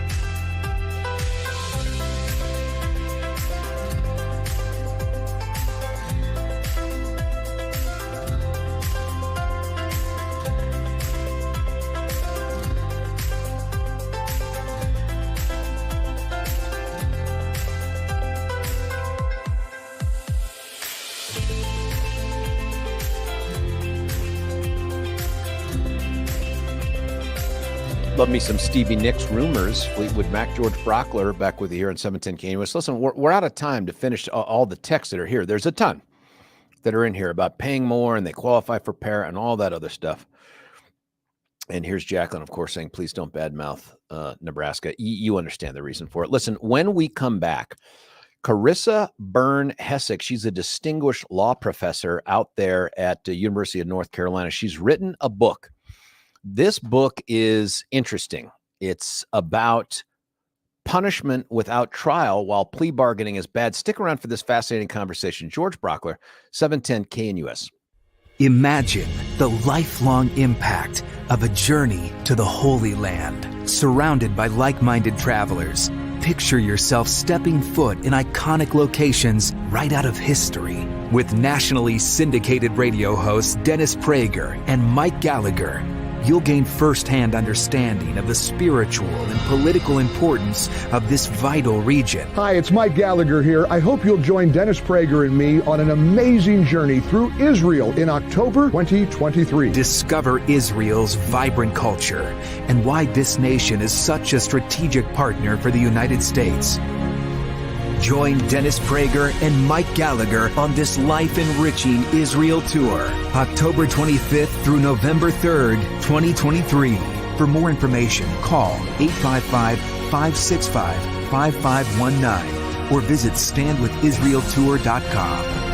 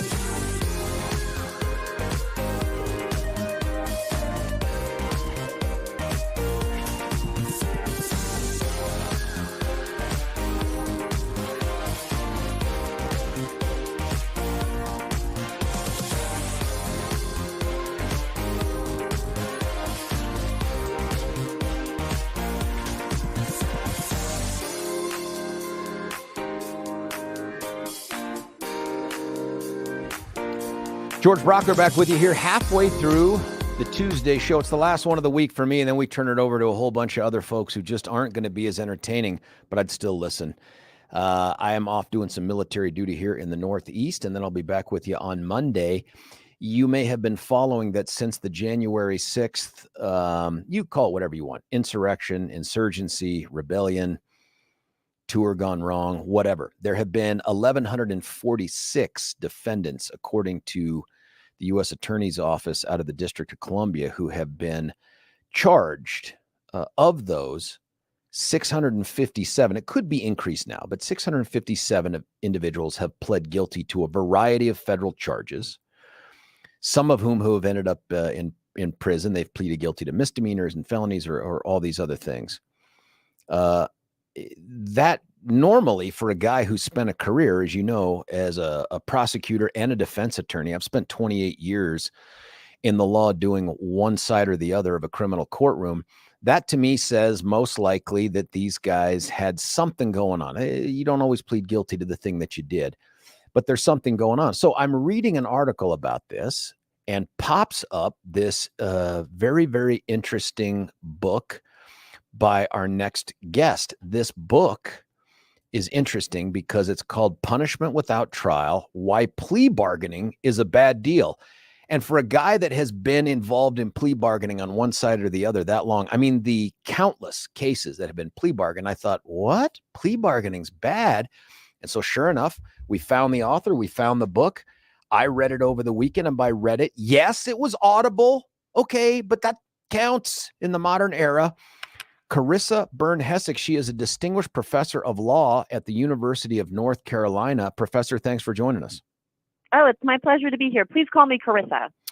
Nope. No, I'm kidding. I'm happy to do that. Now, Carissa, before we jump into this, I always like listeners to know a little bit more about the people that we're interviewing. And in your particular case, you have some connection to our great state of Colorado. That's right. That's right. Both of my parents were born and raised in Denver. They went to Holy Family. Wow. And I lived there for a little while as a kid in North Glen. But my father, he was in the military. So he was actually in the Navy. So it was rather remarkable. He managed to get himself stationed in Colorado. So I ended up growing up most of my life elsewhere, but I did live in Denver for 4 years, and my extended family's still there, and my dad lives in the Springs. So yeah. You know, for what it's worth, and this touches a little bit on what we're talking about, the elected district attorney for the 4th Judicial District, which is El Paso County. Is that where your dad lives? You know, I'm a little embarrassed to say that I'm not sure. I mean, he lives in the Springs. Is that El Paso County? By the way, yeah, it is, and you should be a lot embarrassed. No, I'm kidding. I'm joking. No, it absolutely is El Paso County. But the elected DA down there is also a Navy veteran. Oh, really? In a landlocked state, which is cuckoo for Cocoa Puffs. Yeah, that's pretty remarkable. I mean, it's a beautiful place to live. I think it's a beautiful place to live. It. Now, do us a favor too, and tell us a little bit about all the legal background stuff that has led you to be a distinguished professor out here at one of the top law schools in America. Sure. So I went to law school because I did high school and college debate, and I love to argue with people. You've called the right show. And then once I got out of law school, you know, I spent a little bit of time at a New York firm doing civil litigation. And then I spent some time clerking for a couple of judges, one in New York and one in DC. When I was clerking, the Supreme Court decided a really big case about the constitutionality of criminal sentencing. I saw sort of everybody scrambling, you know, the Department of Justice, the judges trying to figure out what to do with that. And I thought that was something that I really wanted to spend more time thinking about. So I applied for a position that allows young lawyers to try to make the transition into teaching. Did a program like that up at Harvard for a couple of years, and then got a tenure track job teaching at Arizona State in Phoenix. From there, moved to the University of Utah, and then about 7 years ago, got the spot here at the University of North Carolina. Nobody here recognizes that school that you mentioned as Harvard. We call it University of Colorado, Boston. But I have heard of the place you got your law degree called, it's like Yale. That's right. Yeah, that's Yale. where the stress is on that syllable. I think that's correct. It's ethnic. I'm not sure where it comes from. Let me ask too, though, in the context of all this stuff, because you've become this expert in criminal justice policy and law and all this other stuff. Had you ever, before getting into the academic research, policy, investigation side, ever done anything either as a prosecutor or defense attorney or worked in a criminal courtroom? I mean, I did some before becoming a lawyer, or before just in general. I mean, like as a lawyer, yes, but in general. You know, I did some pro bono work at my law firm. I mean, I think one of the reasons that I question something like plea bargaining is because I didn't spend the years in the trenches, where, as you know, plea bargaining is the criminal justice system, as the Supreme Court sort of put it. So I think as an outsider, I was able to take this view that was like, I'm sorry, wait, how do we deal with all of these cases? That's not what the Constitution says. That's not what I see on TV. And let's dig in a little bit more into why it's happening. Does that make sense? It does. And I want to get into your book, which I presume the original title was Plea Bargaining Sucks, but they made you change it to Punishment Without Trial, Why Plea Bargaining is a Bad Deal. So what I'd like to do is to start with, just let you kind of run the field with, set the premise for this. Like, what got you interested into it? And then what did you find out about it? And then, because I'm the guy I spent my career not in academia because I'm not smart enough, just doing the other stuff, I'd like to play the devil's advocate here and ask you all these questions. As I was going through your book, listening to it, I was like, oh my gosh, I have a question about this. But it seems to me, especially because your debate background and because this book's been out now since I think about June of 2022, it's out of the Abrams Press. My guess is you've been asked 1 billion questions already about this and have swatted those things down with the ease of someone who graduated from a Yale law school. So start with the premise and sort of what you discovered as you started researching this book.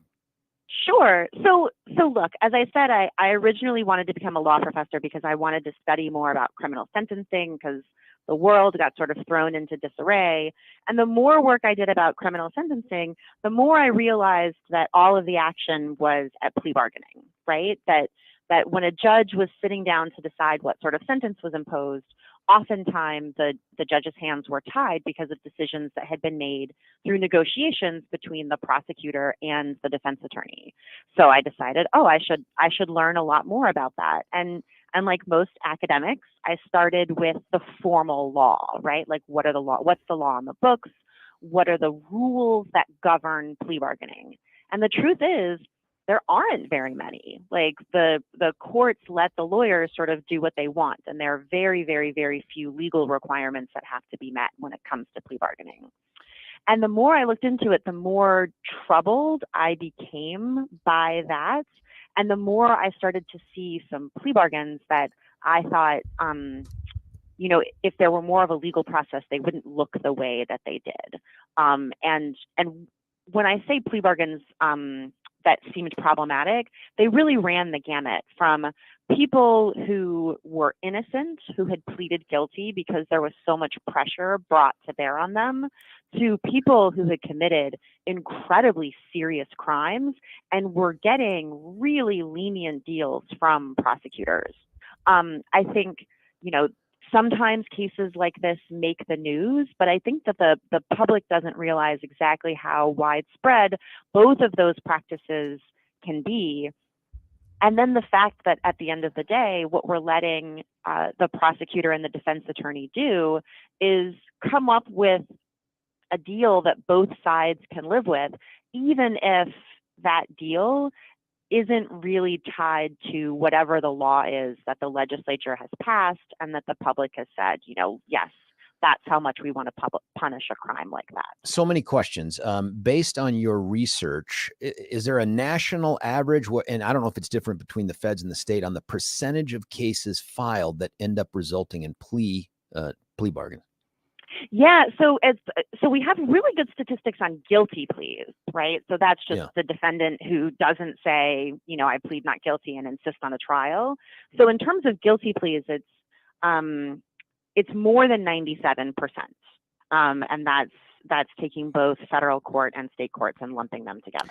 Federal court is more challenging for me because, one, I only have a little bit of experience there. Done trial in federal court, been a special assistant U.S. attorney, but I just don't have the same experience. But it seems to me that is a system that gives so many larger hammers to the prosecutors than I had as a state prosecutor, that everything seems like it's a matter of trying to negotiate out a square on a grid, right? Like, and you'll get acknowledgement for these points for sentencing, and then this thing for this. And all of a sudden you're forced into these sentencing guidelines, which, although not mandatory, I think anymore, still drive a lot of the outcomes.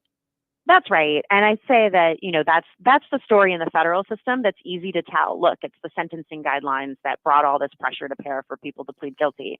But we see the same thing actually happening in places where there's really no limitation on sentencing. So Texas has a system where most felonies are punished by 1 to 99 years in prison. That's the range set by the law on the books. But we still see like incredibly high rates of guilty pleas in Texas as well. So one of the arguments that I make in the book is I think we've gotten there different ways in different states, but basically every place has just with just a couple of small exceptions, tons and tons and tons and tons of guilty pleas, almost no trials. And then I should add, not all of those guilty pleas are plea bargains. Sometimes it's just a defendant who can't reach a deal with the prosecutor, or doesn't even bother to reach a deal with the prosecutor, just pleads guilty. But the record keeping on what's a plea bargain and what isn't is it's not very good. I mean, I know from interviewing many people that most of those guilty pleas are plea bargains, but I can't give you a figure. Do you have a guess or maybe even some numbers that would bear out what percentage of guilty pleas have ultimately resulted in innocent people being convicted? And I tell you, as the guy that was the DA for the most populous part of Colorado for almost a decade, that's the part that scares the crap out of me, is the idea that Sure. somebody goes to prison, whether it's by plea or by jury, that somebody didn't do the thing that got them sentenced to prison. That's the thing that haunts you as a prosecutor. Yeah, so we have some numbers, but we have every reason to think that those numbers aren't very reliable. The numbers that we have come from the National Exoneration Registry, and they found a few hundred people who were convicted of very serious crimes and who were later exonerated through DNA evidence. So about 15% of the people that have been exonerated through DNA evidence had pleaded guilty to their crime. The problem with that number, the reason why we know that that number is pretty unreliable, is we know that number one, very few crimes have DNA evidence associated with them. Number two, the crimes that have DNA evidence, sexual assault and murder cases, tend to be very, very serious cases. And the guilty plea rate for those serious cases is much lower than it is for other less serious crimes. Is that you gave the percentage, but are we talking numbers like of the people that have been convicted through pleas of guilty? Do we know whether it's 5, 10, 100, a billion? I mean, something like that, even though we're not confident that that number captures everybody. Do we know numbers nationwide? So as of 2015, there were 260 people who'd been exonerated by DNA evidence who had pleaded guilty. But I saw an analysis recently, not of the absolute numbers, but showing that the percentage of exonerees who pleaded guilty has gone up significantly in recent years.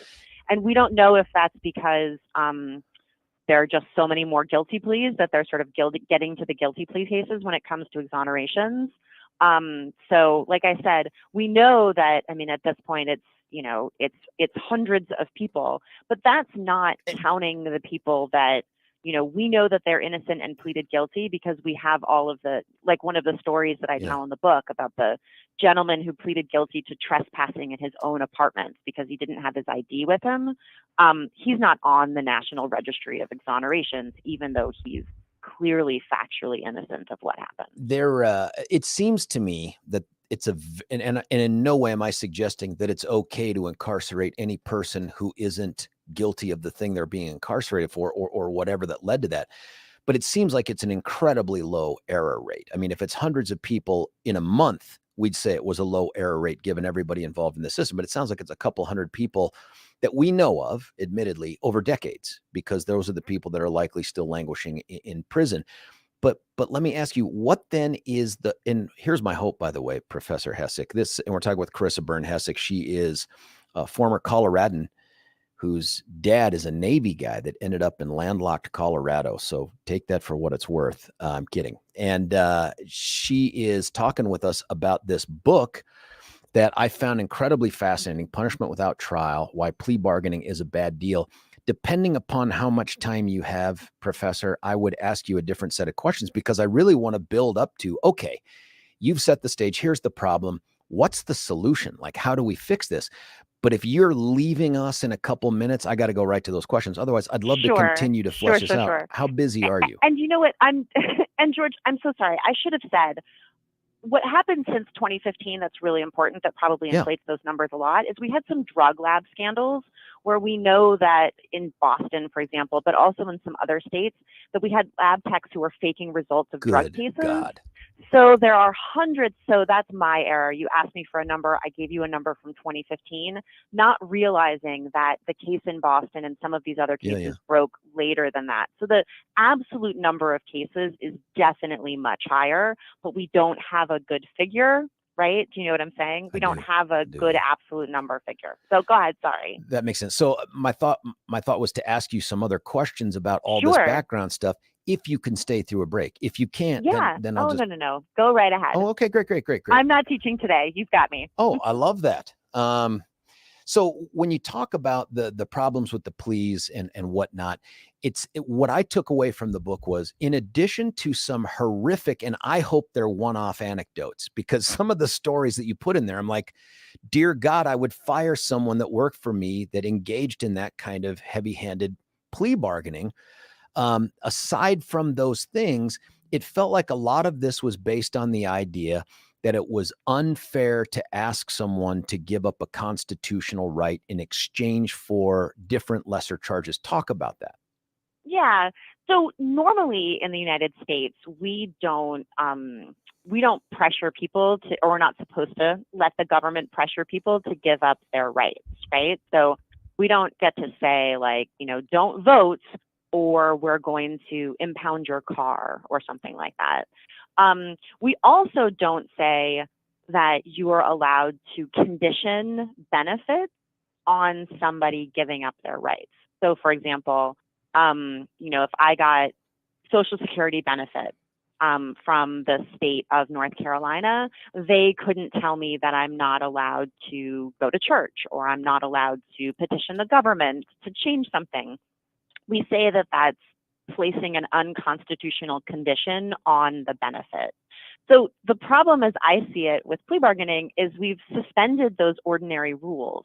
We both say it's okay for prosecutors to come back with a hammer and bring more severe charges for the person who refuses to plead guilty. And we've said, hey, look, we've indicted you for this really serious crime. We'll give you a break as long as you waive your constitutional rights. Now, I'll say, this isn't the way courts used to behave about plea bargaining. The Supreme Court and a bunch of other courts in the state, when they found out plea bargaining was going on back in the 1800s, they would say, you're not allowed to do this. This is corruption. This is inappropriate. You can't do these sorts of things. And they would refuse to enforce plea bargains. But after a while, it became clear that it just was going on and on and on and on and on. And so the U.S. Supreme Court, beginning in the early 1970s, said plea bargaining is constitutional. And when they got the sort of challenge that I just said, where people were pointing out, we usually have different rules when it comes to constitutional rights, they said, yeah, that's right. We do usually have different rules when it comes to constitutional rights, but we think that it would be too overwhelming to try all of these cases in court. We think plea bargaining is important. We think plea bargaining is necessary to a well-functioning criminal justice system.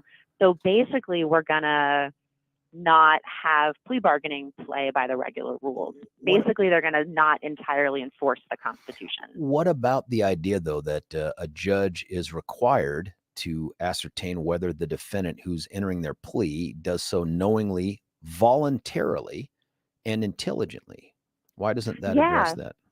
Well, because the word voluntarily has been interpreted to not mean that a threat of something bad happening to you is the reason you did it. So there was a case actually in 1970 where a guy entered a guilty plea just to avoid the death penalty. Like, it was very clear if he'd gone to that he could get the death penalty if he went to trial, but the death penalty would be off the table. He couldn't get it if he pleaded guilty. And then he challenged it. He said, look, it's not fair that I had to give up my right to a trial because I was scared of getting the death penalty. That should make it involuntary, right? Like, if I came up to you on the street and said, give me your wallet, or I'll beat you so badly that you might die, and you gave me your wallet, I couldn't later say, like, oh, he voluntarily gave me his wallet. But the Supreme Court said, no, that's okay, even if you're doing this just because you want to avoid this other bad thing, right? More time in jail or the death penalty. That's perfectly voluntary as long as the state is doing it. Should we then have a system where if you're charged with a crime and the prosecution seeks capital punishment, you can never offer to plead guilty to something that isn't the death penalty? If the prosecutor charges it, by God, you're going to see it through. And that's a very specific way of asking, should anybody be allowed to engage in plea bargaining? And if so, under what circumstances? Yeah, it's a great question. And I want to just separate for 1 second, sort of the practical question from like the more sort of theoretical question that I think you're asking me. So the practical question is, do I think we can prohibit plea bargaining? I don't. I think it'll happen in secret, just like it did when the courts were trying to prohibit it in the 1800s. Okay, so I don't think that practically we can prohibit it. But if you're asking me with like my law professor hat on, if I think that people should be allowed to plead guilty in order to avoid the consequences of the laws that we have on the books, I have to say, I don't know, I'm kind of troubled by that. Why? Because I think that, so this is a democracy, right? Yeah. We're supposed to set up our laws through, you know, popular support. And the legislature is supposed to set the boundaries of what the appropriate punishment is. If we think that some of those punishments are just so harsh that defendants should be able to avoid them, then we should change the laws, right? I mean, the thing that I find so strange about plea bargaining is the system is set up to circumvent the law itself. So the system is set up to say, if you commit crime A, you'll get sentence X, unless you plea bargain, in which case you can get a sentence that's much, much, much, much lower than X. Interesting. Listen, I got to cut away for a break, Professor. Sure. Thank you for sticking through the break, because I want to ask a question, and I'll give you some time to think about it. I'm going to give you a quick hypothetical. Two people driving down the same stretch of I-25 at just, an hour apart, southbound lanes. One of them weaving, the other one weaving. It turns out they're both pulled over. They both perform the roadsides the same way. They both blow the same BAC into the intoxilizer. One of them is a girl who's just turned 21 years old. It was her 21st birthday. The other one is a dude who's 50-something years old and has had 2 or 3 prior DUIs in the past. And I'm going to ask you to consider whether or not plea bargaining allows us to achieve a kind of justice that you couldn't achieve if you force both of them to go to trial simply because the legislature said these DUIs should be punished in this way. So think about that. When we come back, I just can't thank you enough for sticking around. We're going to be joined back again with Professor Carissa Byrne Hessick. She insists that I call her Carissa. I'm never going to do that because she's a professor. When we come back, it's the professor, it's me, it's you, it's 710 KNUS.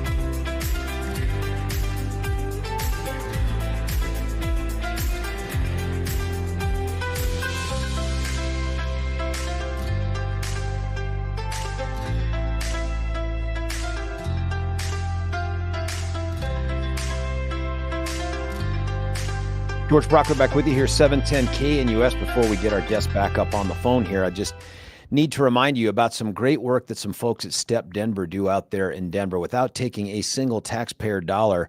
These are folks that provide a safe, sober, and structured environment for men who are trying to overcome addiction, which leads to all sorts of other problems. And they do it at a level that even the government-funded places cannot get it done. It's because they know how it works, and they've been doing it now for decades.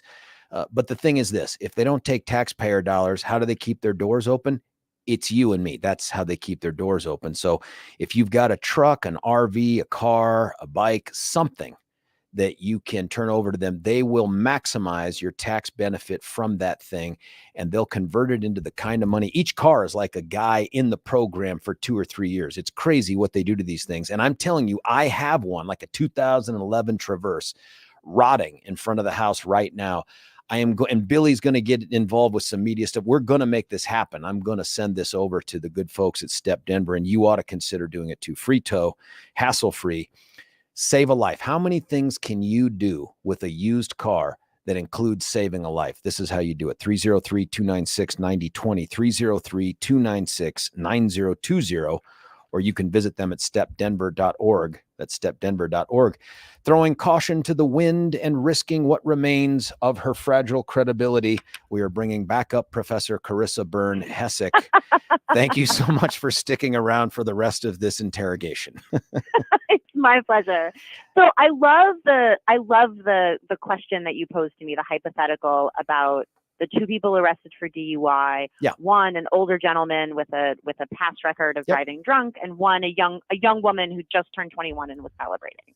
So the reason I assume you're saying that you want plea bargaining there is because the law has a penalty and it's too harsh for the young woman. And so we want plea bargaining to be able to get around that law. Is that right? No, I'm not saying it's too harsh for her. I'm saying in the context of the 2 of them charged with the same charge, to treat them the same would be an injustice. And in part of seeking justice, one of the things a prosecutor is called upon to do is to treat similarly situated people similarly, but treating dissimilarly situated people dissimilarly, if that makes sense. So my job is to try to stop treating everybody identically for the exact same charge. That's what I think I'm charged to do with. If plea bargaining doesn't exist for that, then they take away a tool for me to do that. Right. And I guess I'd say it's not clear to me why those people are going to be treated the same. I mean, a lot of states, and maybe Colorado doesn't have this, they have different charges for people who've had multiple DUI offenses in the past. So you could bring different charges, at least in some places. But we have a habitual DUI statute, but you have to have had so many DUIs within a certain period of time. But even if you didn't qualify for that, if the only 2 charges were that, or for instance, guy's a total a-hole with the cops on the street versus the 21-year-old. And maybe they have the same criminal history. Total a-hole with the cops. I'd like to be able to reward a person or refuse to take the chemical test, which it's your right to do. But I want to find a way to reward behavior that is more remorseful, that is one-off. That's the other piece I was going to ask you is, what do you do with someone who comes in and says, I did it. I absolutely did it. I'm so sorry. I just want to move on. I want to take responsibility and I just want to move on. Would I be in the position to say, I'm sorry, we have to have a judge or a jury determine your guilt? I can't acknowledge that and reward it with a plea bargain. So I guess I'd say a couple of things. First of all, plea bargaining isn't the only way for somebody to plead guilty. They could plead guilty without negotiating with the prosecutor. And I guess the other thing that I'd say is, why would they do that?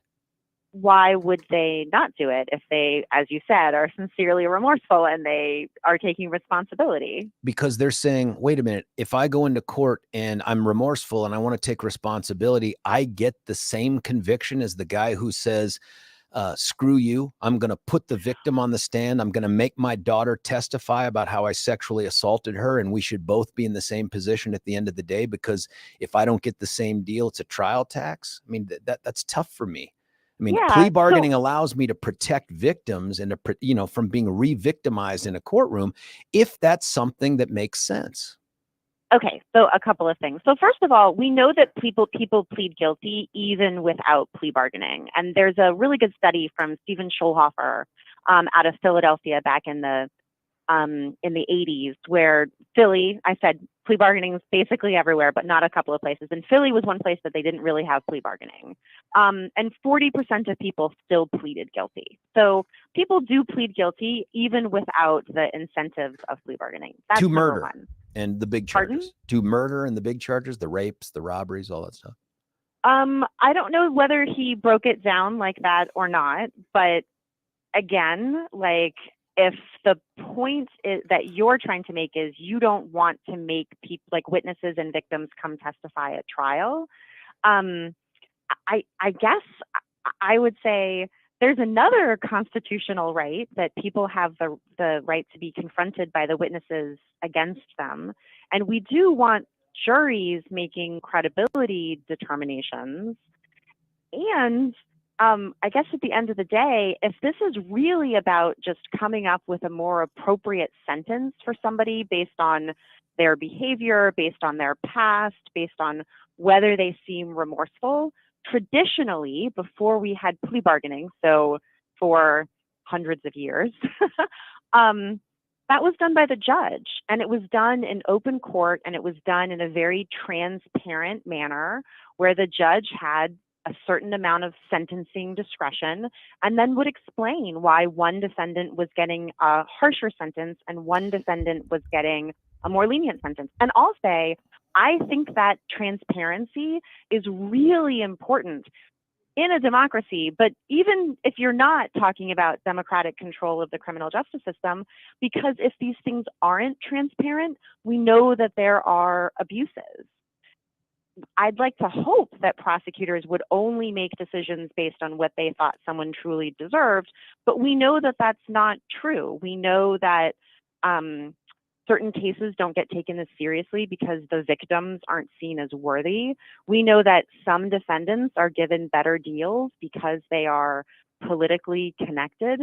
We know that some cases get pleaded out because the prosecutors are worried that they're going to lose at trial. And even though the victims want to see a different, more serious outcome for the defendant, those cases get pleaded out. I mean, I'm certain that happens, Professor. I'm certain that happens. But I think that's a defect, not a feature of the system. And what we need to do is to figure out a way to work around that defect and get rid of it and identify those prosecutors that are making decisions based on bad motives.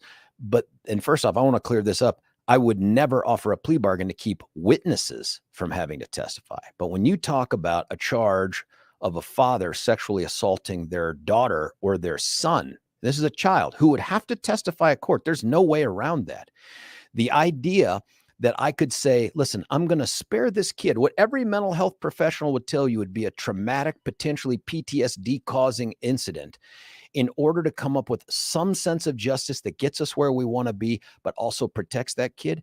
How can we say, no, I'm so sorry. You could never do that because the system insists that this person force this kid onto the stand. I should be in a position to be able to say to this person, let's say it's on video, for God's sake. Let's say there's no questions about guilt at all. I should be able to go to this person and say, I'm willing to come up with a concession that would provide this extra modicum of justice for the victim that you created. Isn't that okay? So I want to take your hypothetical seriously. Did you just say that the sexual assault is on video? I'm saying, and you still have to call the witness to the stand? I didn't get my best grade in evidence, but I'm pretty sure you wouldn't have to call the victim to the stand. Whatever it is, I'm trying to tell you that by the way, you would have to have someone say, that's me, or you'd have to have someone else say it. It doesn't matter what the piece of evidence is. What I'm saying is, let's say it's something where the guilt is not an issue, right? And that happens in the vast majority of cases that get prosecuted. Guilt is not an issue, but proving the guilt is still something that the state is required to do, and it always should be.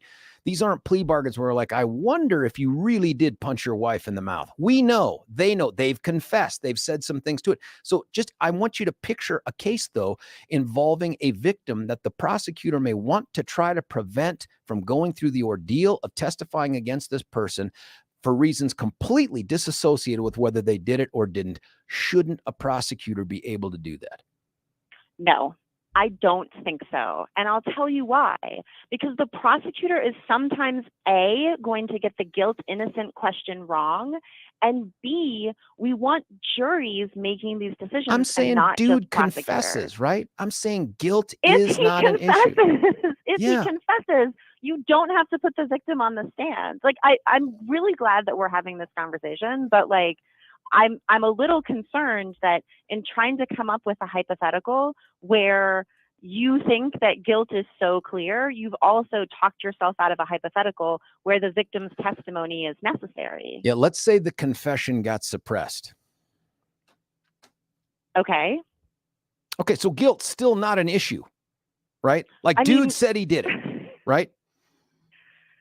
So I guess I'd tell you, if you've read my book, you know that the opening story about the guy who spent all this time in jail for murder confessed to it. He didn't do it, but he confessed to it. Yeah. And if you read Brandon Garrett's book on innocent people who were convicted, very large percentages of them had confessed falsely. So I guess what you're saying, George, and tell me if I'm wrong, is that I should be satisfied that the prosecutor is convinced of the defendant's guilt. And I guess my response to that is, that's not how the people who wrote our Constitution wanted to set up this country. I'm saying you should be satisfied not with that conclusion, but that the defendant agrees with that conclusion, where they're appropriately represented by experienced counsel and they're willing to say, I agree. I mean, it could be too that the defense attorney comes in and says, look, my guy knows he did it. My guy knows he did something wrong here, doesn't want to put his daughter through this whole thing. Offer us something so that we can avoid having to put the daughter on the stand. And your answer would be, suck it, man. You're just going to have to put your daughter on the stand. You can't get a deal. He can plead guilty. Dude's going to plead guilty to a charge that's going to give him lifetime registration and an indeterminate sentence. And if the answer is, George, that's the problem, we need to go with wide open sentencing so these unqualified judges can decide what justice is from their vantage point, forgive me, the public would never support that. I'm sorry. Why are the judges unqualified to impose sentences? Maybe you don't know how judges get picked here out of the community, but we have people that have spent 20, 25 years as divorce attorneys who get sent to the bench and the next day are writing on criminal cases involving sex assault on children and murders. And how do they get sent to the bench? Through our process. They call it a merit selection process, where some people appointed by the Chief Justice and the governor decide what names to send to the governor, and the governor makes a decision on who to pick.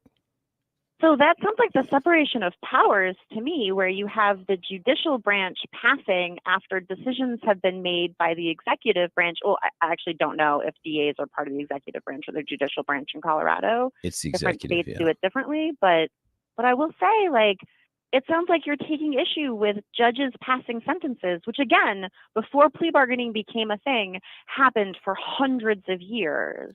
Yeah, but remember, the mandatory sentences, Professor, grew out of racism, the racist application of that broad sentencing discretion. That's where mandatory sentences came from. Not from other, hey, let's just punish people if they don't plead guilty, or let's crush them for. That's not how it works. So there's actually like a really deep dive into the legislative history of mandatory sentences, and it's both. The Democrats voted for them because of the racial arguments, and then Republicans voted for them because they made sentences harsher. And then the most sophisticated analysis of how those mandatory sentences get used in charging shows that there's a huge racial disparity, and Black people face the mandatory sentences because of charging decisions by prosecutors. Like, I'm sympathetic to the idea that sometimes you have sympathetic victims, and sometimes you have sympathetic defendants, and sometimes you have cases that don't seem to match the law. But you're arguing for a system of absolute control by a prosecutor. That's not true. I don't have absolute control over anything. And decision-making that's not exposed to the public. That's how we get plea bargains like we did in the Jeffrey Epstein case. You read my book in which I went through a mass of files from Cuyahoga County, Nothing Ohio. I do is masked from the public. They see the charges that were brought. either by me or the grand jury. They see the outcome. We post on a regular basis the outcome of every case where someone is incarcerated. I mean, there's nothing that I do that's obscure in terms of how we get there. There's nothing that prevents the defendant from coming forward and saying, hey, here's the deal I was given before I was sentenced. And this is what, there's nothing obscure about it. And there are checks on a prosecutor every single step along the way. The bigger what check is there that you've handed over discovery before the defendant has to plead guilty? We have very vigorous Rule 16 application here in the state of Colorado. In fact, the legislature even passed recent changes to the law, and there have been changes to our rules to make it even more tight. In fact, we've also been the first state in the country that's gone to something called e-discovery, which goes from dashboard to the courtroom, electronic information that goes, I don't know how else to describe it, but I'm familiar with it. It's a good system, but can't you get a defendant to waive that as part of the plea agreement? We never get a defendant to waive their access to evidence ever, never, ever as part of a plea agreement. But you could. That's constitutional. It's permitted. Whether you think it's U.S. it constitutional or not, I don't know a single prosecutor in only 3 decades of doing this that has ever said, plead guilty and waive your right to evidence. I've never seen it, ever. Oh, well, if you've read my book, you'd know that that's the policy in Maricopa County, Arizona. Oh, and you'd know that it and I can't speak to that because that's not me, obviously. I don't know that. That's not the state of Colorado. So I can't tell you that what happens in other states. And I did read that in your book, but that's not the reason to get rid of plea bargaining in Colorado. The other question I have for you, though, is, and can you stick around for I only have a couple minutes left, but I meant to go through what's the fix? How do you fix all this stuff? And I did, in the context of this, you had referenced these justice courts in Utah, which deal with these de minimis B and C level misdemeanor charges where it's a judge alone decision. I don't think they get juries out of them. And those judges don't even have to be attorneys. I was fascinated with that as a potential outcome, but I'm interested to hear that. I have to cut away for a break. Billy, how much time will we have when we come back? I want to let the professor. Billy has no idea because it's all about math, and we're stuck here in a universe where math is irrelevant. This is Professor Carissa Byrne Hessick. Ma'am, we'll be back in just a second. It's George Brauchler on The George Show, 710 KNUS.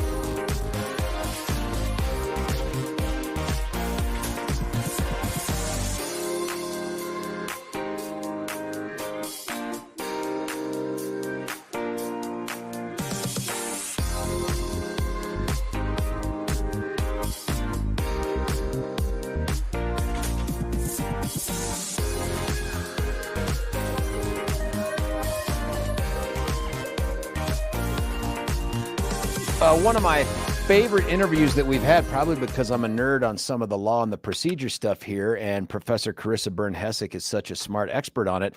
We burned through a chunk of our time. She has been just ridiculous enough to say she'd even give us a couple more minutes in the 9. I have a minute to give you to start to set the stage for, is this fixable? Is there some way to do this system without plea bargaining? Yeah, so let's be clear. I don't think we're going to have a system without plea bargaining, because the few times that places have tried to outlaw plea bargaining, it just happened in secret. So I think the question of reform is really, how do you make the system more fair, and how do you try to make it less likely that innocent people will plead guilty?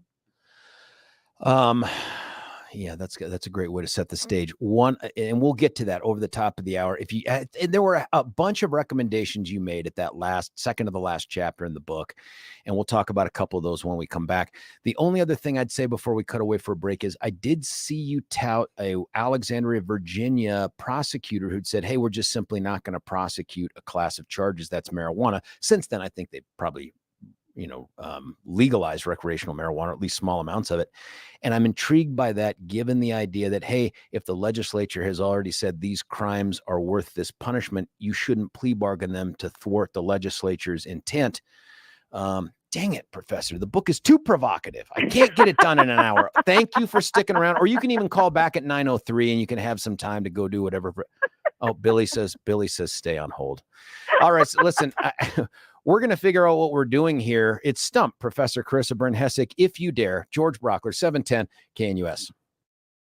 Imagine the lifelong impact of a journey to the Holy Land, surrounded by like-minded travelers. Picture yourself stepping foot in iconic locations right out of history. With nationally syndicated radio hosts Dennis Prager and Mike Gallagher, you'll gain firsthand understanding of the spiritual and political importance of this vital region. Hi, it's Mike Gallagher here. I hope you'll join Dennis Prager and me on an amazing journey through Israel in October 2023. Discover Israel's vibrant culture and why this nation is such a strategic partner for the United States. Join Dennis Prager and Mike Gallagher on this life-enriching Israel tour, October 25th through November 3rd, 2023. For more information, call 855-565-5519 or visit standwithisraeltour.com.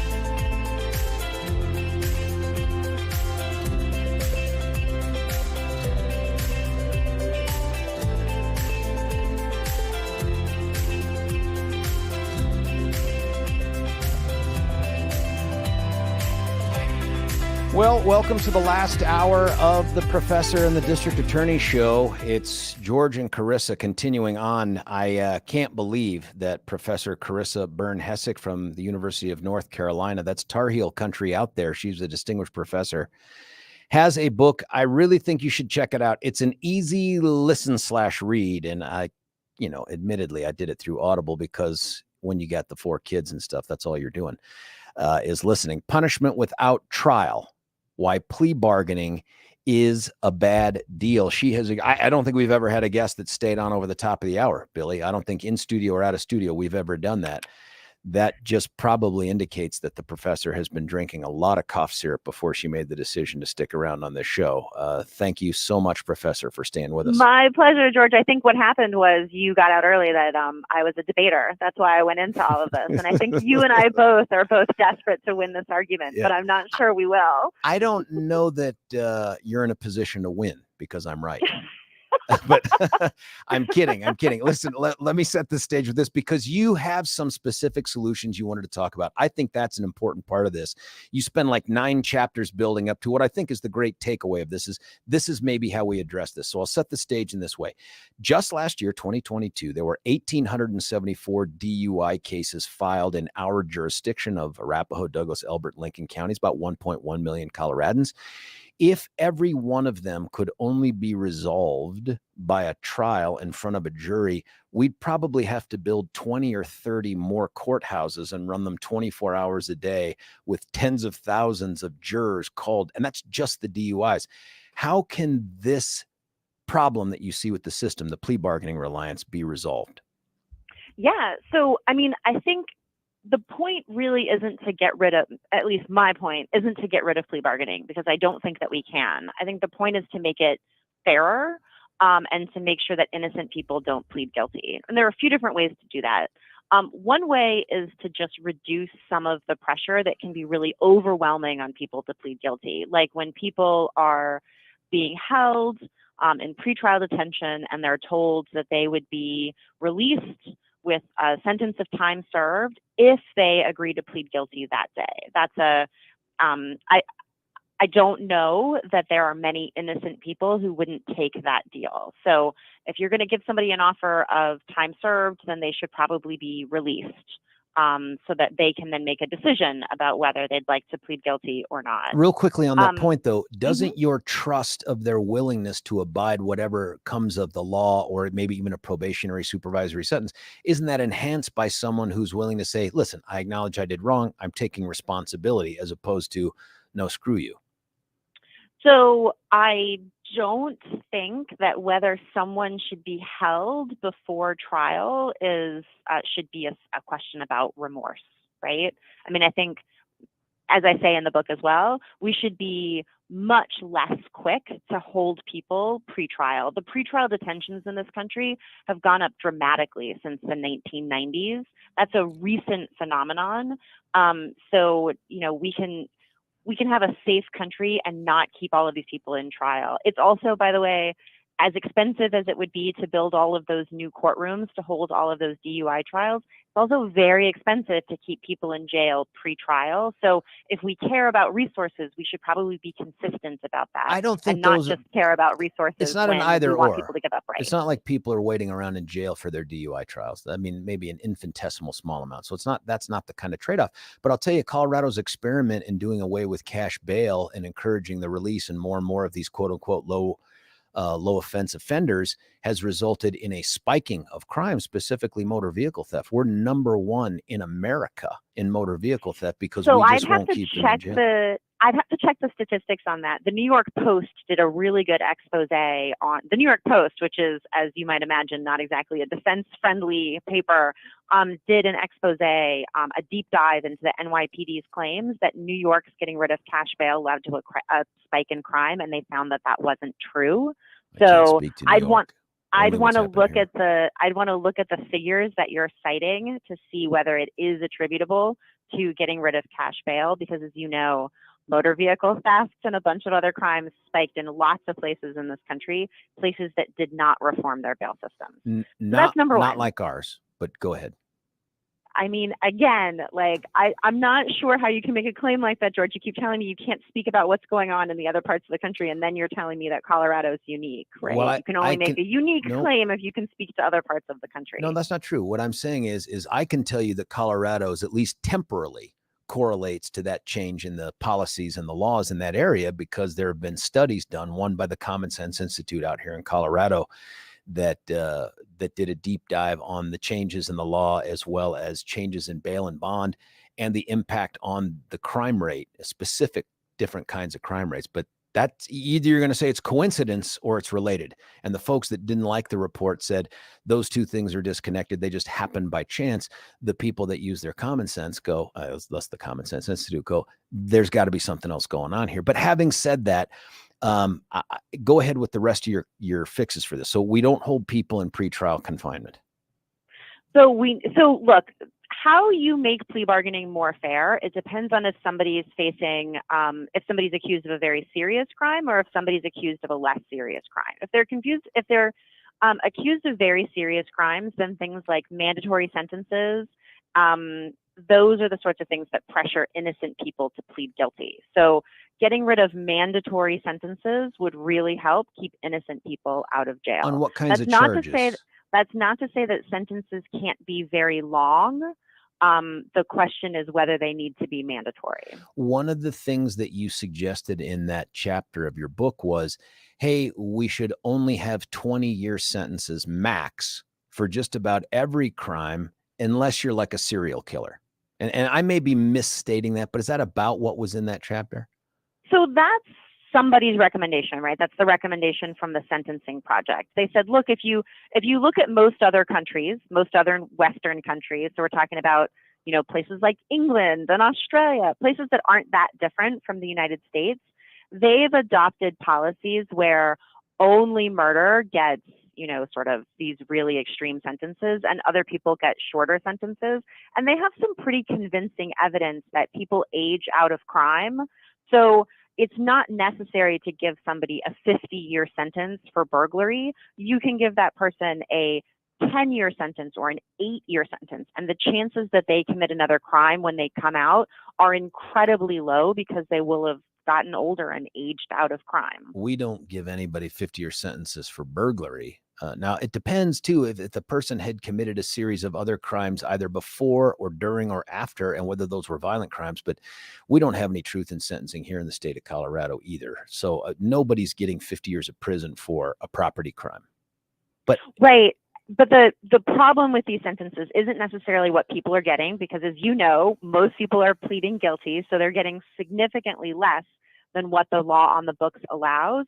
It's what they're being threatened with in plea negotiations. So the story that I told about the guy who was facing up to 200 years in prison on a fraud charge that he disputed. He was facing up to 200 years in prison. He took a deal for 2 years because the math actually tells you would be irrational to pass up that deal. So in that case, would you support the Texas model you described as 1 to 99 years?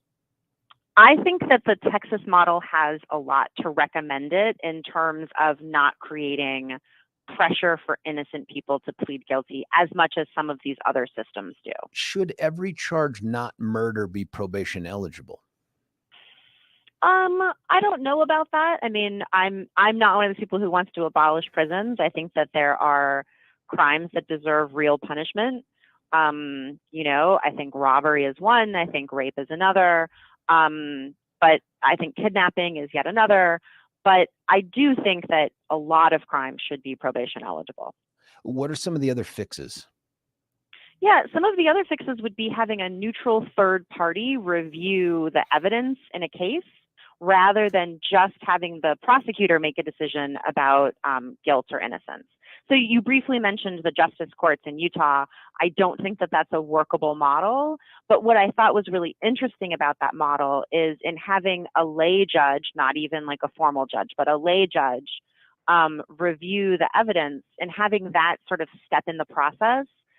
Prosecutors actually just dismissed a lot of cases.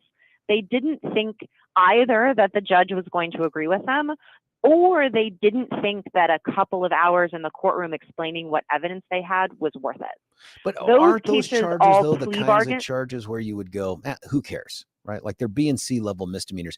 If it were rape or robbery, as you pointed out, my guess is the prosecutors would be far more intensely dug in on trying to explain that away. But if it's, I don't know, loitering, littering, something low level, then they're more inclined to be like, who cares? Yeah, so I'll tell you, like, I would hope that the prosecutors take the more serious crimes more seriously. I'm totally with you. I also think that those are the crimes that we, the public, should be even more concerned about innocent people pleading guilty to them. So we should have someone else review the evidence. I mean, look, you know, I get it. We're talking about criminal law. It's not like they're having civil law trials either. But the civil system hasn't totally given up on the idea of having, you know, neutral third parties make decisions. Everything's just moved into like arbitration and mediation.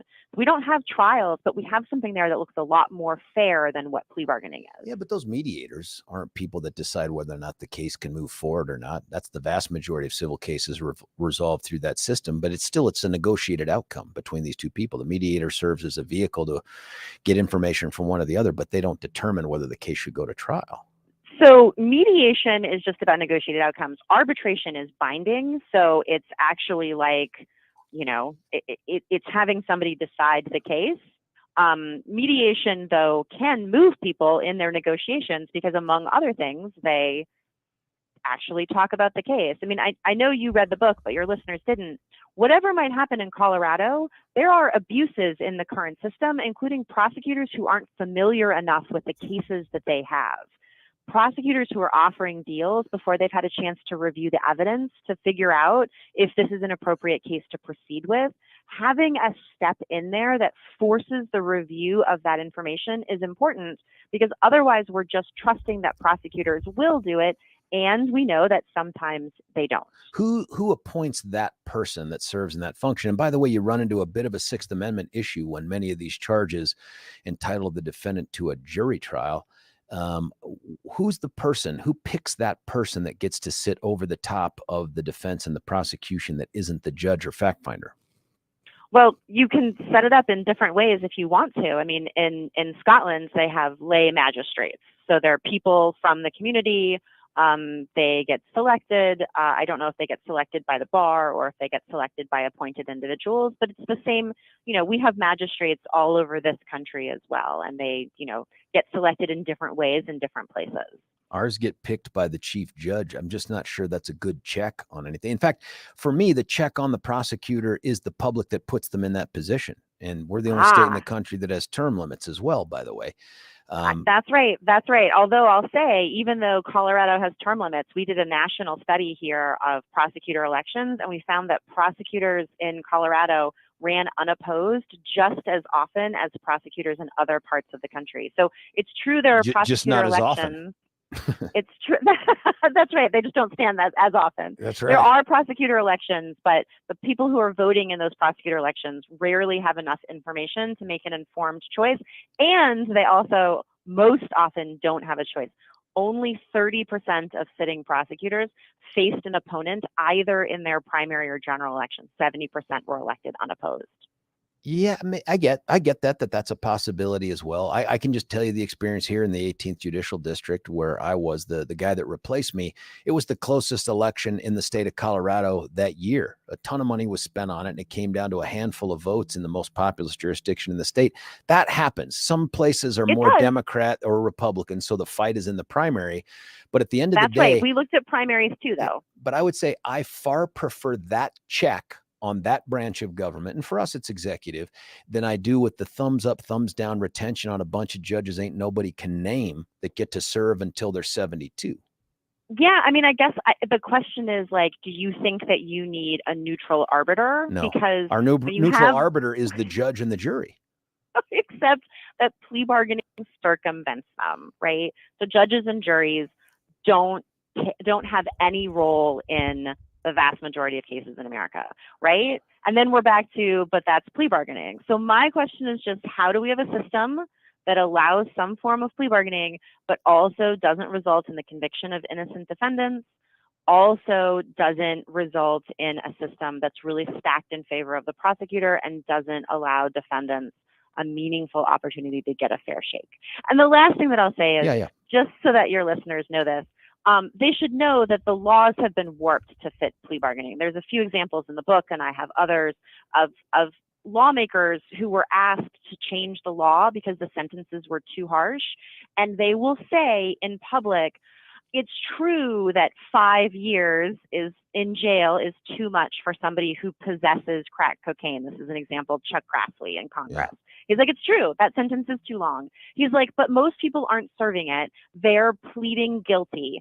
And we want prosecutors to have leverage to get people to cooperate and plead guilty. So we're going to leave that law on the books, knowing that it won't be enforced in most cases, except to use it as a stick to make people give up their constitutional rights. Yeah, I get it. And the federal system, I can't speak to that only because I think it's broken myself. But that Alexandria, Virginia prosecutor, she made the decision, I'm just simply not going to prosecute this law on the books. Is that the kind of discretion an elected prosecutor should have, to simply whole cloth say, I'm not going to prosecute laws on the books?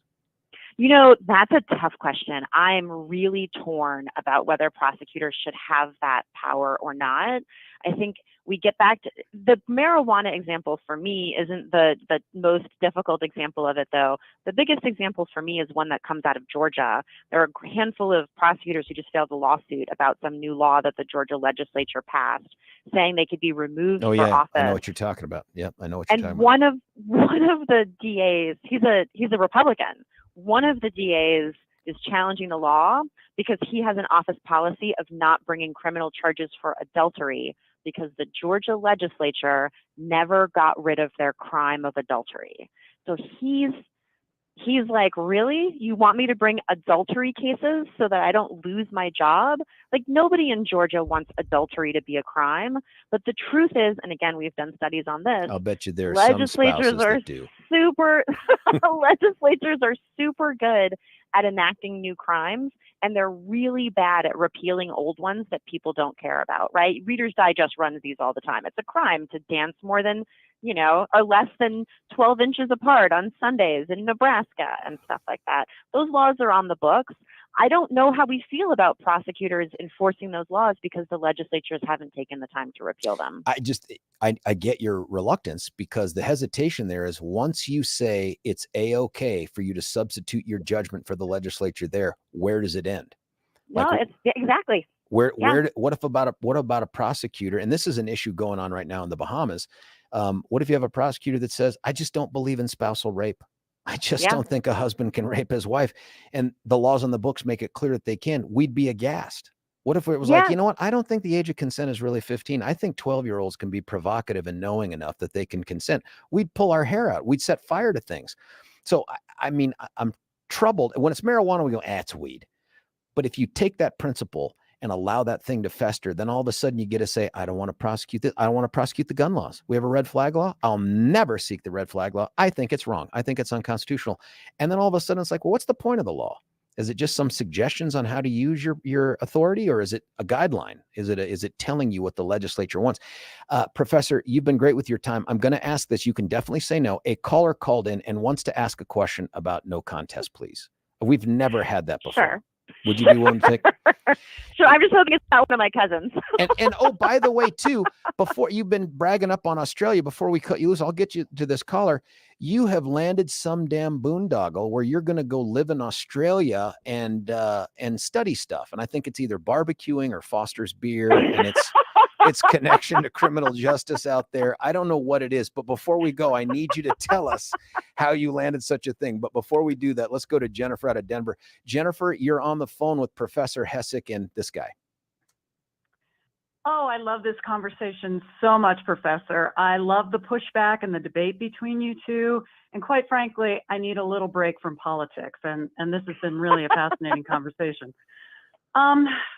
I have had experience with the courts and have had the opportunity to observe a lot of cases from county on up. And one plea that is particularly frustrating is no contest, because you have a situation where the guilty can get away without actually admitting guilt, or you have innocent people that at least settle in a situation because they don't have the ability or the money to fight for their innocence. I mean, what is the solution to that?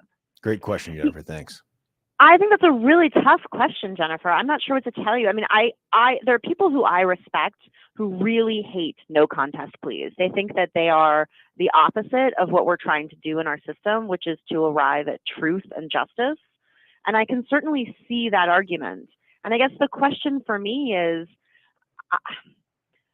is there more justice in having somebody who isn't convinced that what they did was a crime, right? So like maybe they get charged with child endangerment for leaving their 10-year-old home for an hour when they go to the store, and the law is written in terms of like placing your child at an unreasonable risk.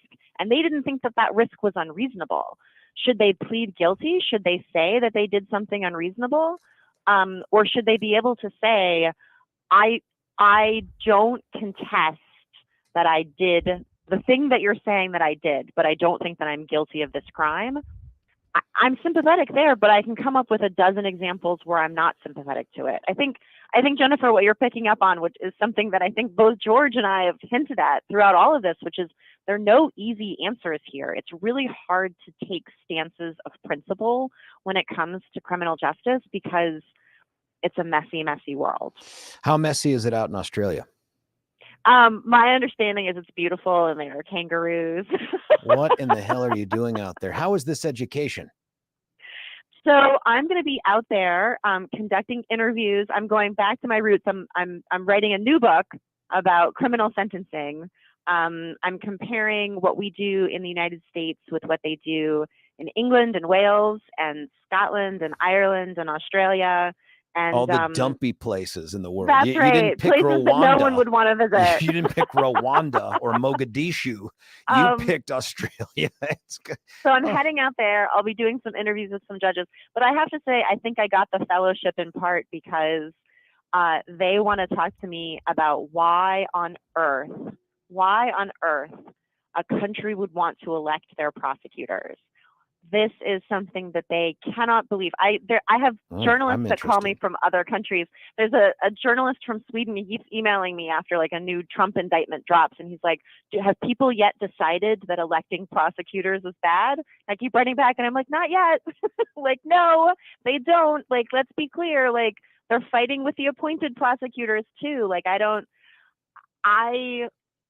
I'm a big believer in democracy, and yet I can also see why countries that have less democracy in their criminal justice system are sort of flummoxed by our choice to have so many elections. Well, I'm fascinated by that myself. And if you need an assistant on those travels to help ask those very difficult questions, Billy and I are ready. We travel light.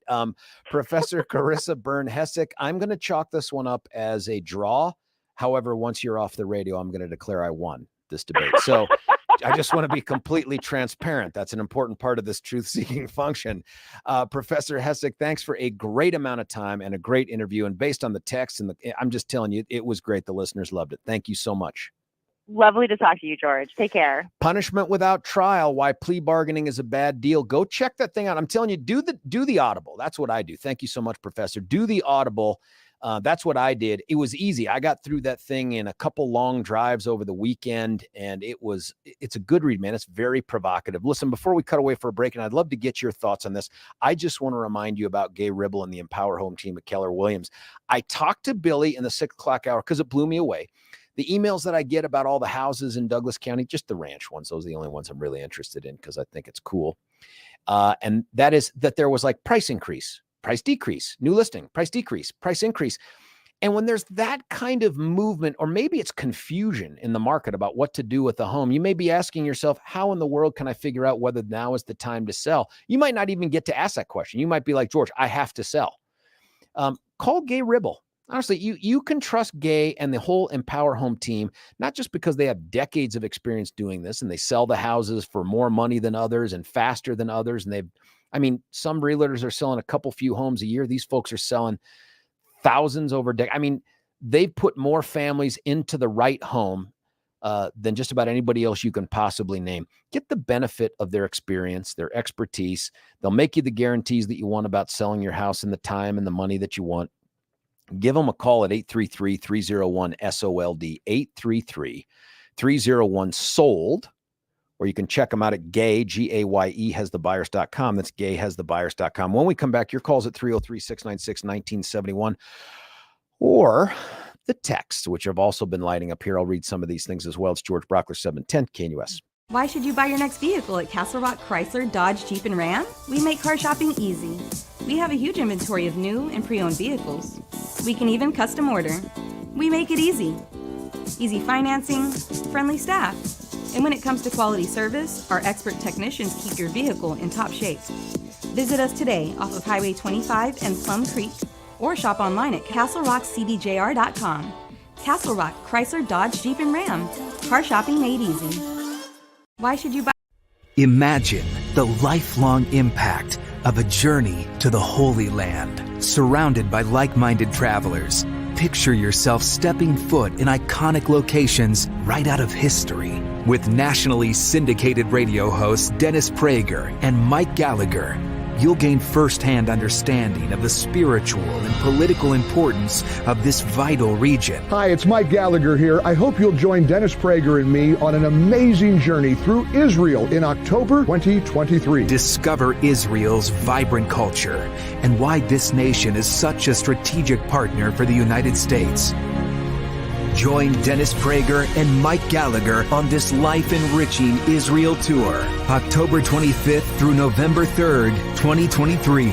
For more information, call 855-565-5519 or visit standwithisraeltour.com.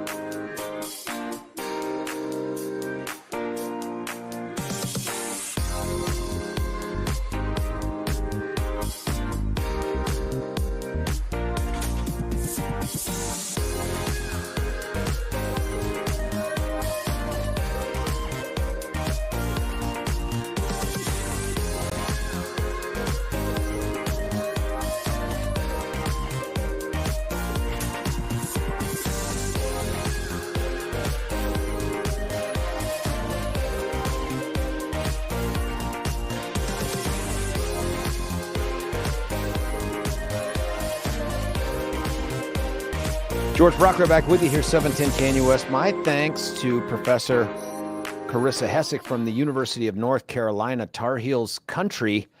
I don't think we've ever taken a guest that long, and some of it was probably because it speaks directly to my career field, and I am just intrigued by the suggestion that there's a better way to do this. I think it's laudable to have a goal of, hey, we don't incarcerate any innocent people. I think that's true. But if the purpose of reform is to try to hit zero defects, we could never do that. Mistakes will be made. The question is, how do we minimize those mistakes at the same time weighing the issues of justice and public safety, but also creating a fix-it valve, a way to fix those mistakes that get made. Sometimes juries convict a person that doesn't deserve to be convicted. We don't find out till other evidence comes forward. That doesn't mean, hey, we should do away with jury trials. I'm also fascinated with this thing that she's about to do in Australia, which it seems like an educational boondoggle, and yet I'm intrigued by the answer to the question that she's posing too, which is about this electing prosecutors thing. I can't think of a better check on the prosecutors. Otherwise, and here's my example. I told Billy this off air. We're maligning Merrick Garland. Ain't nobody voted for Merrick Garland. Merrick Garland is a political appointee who was confirmed by a Senate of people from the party of the guy who appointed him. And then he appointed a guy but where's the accountability? If you dislike how that prosecutor is doing their work, what is your recourse? With a political appointee, who do you complain to? The person that appointed him? Maybe. But if you're the DA, you can be recalled. We've seen that happen in the state of Colorado. You can choose not to vote for them again. We've seen that happen too. But this idea that, hey, we have just as many people running unopposed, I think that's probably true, maybe midterm. But again, you only get 2 terms. I'm fascinated by that discussion. I also told Billy off air that my instant reaction to anything that stems from Europe questioning us about how we do things is suck it. I mean, we left you for a reason. We didn't want to be you. We didn't like the way you did your business, royalty. So the idea that now that's like, well, we've figured out a way to do this appropriately. I don't think so. I'm not that big a fan of how you've governed yourselves up to this point and your reliance upon us to protect you. But nonetheless, I understand there are allies, there are friends, there are things to learn from them, but I'd never start from the proposition of how do we justify what we do versus theirs. I'd like them to justify how they do what they do to us. Listen, sometimes you get these pains. And by the way, good texts that have come in here. I'll read some of these. Like the professor is a good guest, a lefty, no doubt. All the underpaid legislators can work. Oh, another legislator reference thing. I thought she was a great guest. I think she's very smart. I think she's well-researched in this area. It doesn't sound like she's ever participated in a single plea bargain on either side of the deal ever. So, I mean, that's a little something, but man, she sure does know her research. And I think she had a great sense of humor. I really enjoyed talking to her. She rolled with the punches. And even though I told her it was a draw while she was on the phone, true to my word, she's off the phone now. I won. Just no question about it. I see you buffed this thing over the Huskers all day long. I think we all know that. Listen, there are pains in life. Some of them you have to live with. Some of them you don't. But the decision on how to not live with them, that's its own stressful decision-making. So if you've got pains in your joints, your elbows, your shoulders, your knees, whatever, the options you have are to take a whole bunch of pills, preferably ones your doctor prescribed and not the guy in the alley. 2, you can go under the knife and get the anesthesia and have someone cut you open and fix things. And then you have the long period of downtime. This is sort of what my dad's debating right now with his foot. Or you call up QC Kinetics and you get them to use you to fix you through their regenerative medicine technique that has just kind of been sweeping the country here. I'm telling you, border to border, coast to coast, the success stories are real. You can go to their website at QC Kinetics to check them out. QCkinetics.com begins with a Q, ends with an X. But my advice is, and I say this every time I talk about them, my advice is use that as a jumping off point for all the questions you'll ask when you call their local medical professionals at 303-900-8986, 303-900-8986.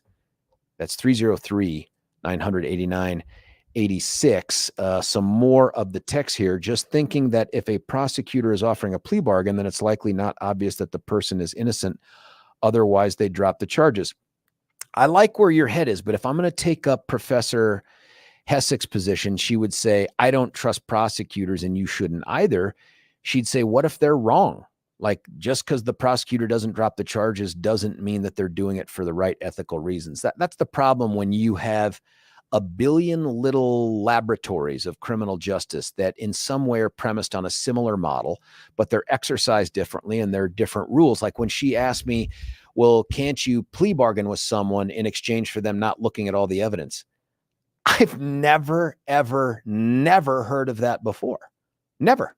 When it comes to discovery in the state of Colorado, it's kind of a big deal to have not turned everything over. And in fact, if you got someone to plead guilty and later on it was determined that you were in possession of evidence that woulda, coulda, shoulda been turned over because it fits under something we call Brady v. Maryland or some exculpatory evidence, not only is that conviction in huge jeopardy, but so's your ability to practice law. I mean, there's a good chance you're not going to be an attorney anymore. I'll give you an example. God, what was the name of that case? Billy may remember. There was a case of a guy up in Weld County, Larimer County, something like that, where these prosecutors ended up getting going to trial and convicting this guy of murdering this kid, I think in a field. And he's Masterson. Does that sound right? Masterson.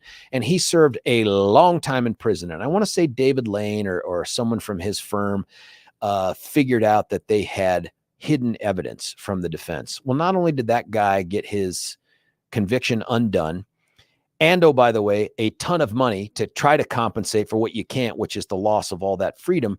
But one of those former prosecutors had become a judge. They lost their ability to be a judge. They were removed from the bench. And the other prosecutor had their license suspended, maybe even just completely revoked. I can't remember, or canceled. But nonetheless, there are consequences to that. It's a big deal to withhold evidence. And if it's a practice that you think is going on with your prosecutor, you ought to call and complain. If you're a defendant, you ought to insist that all the evidence be turned over before you enter your plea of guilty, if that's the deal you want. I'm just struggling here to think of a universe in which I want to create a system where, and this is a big deal in her book, is that she called it a trial tax or a trial penalty.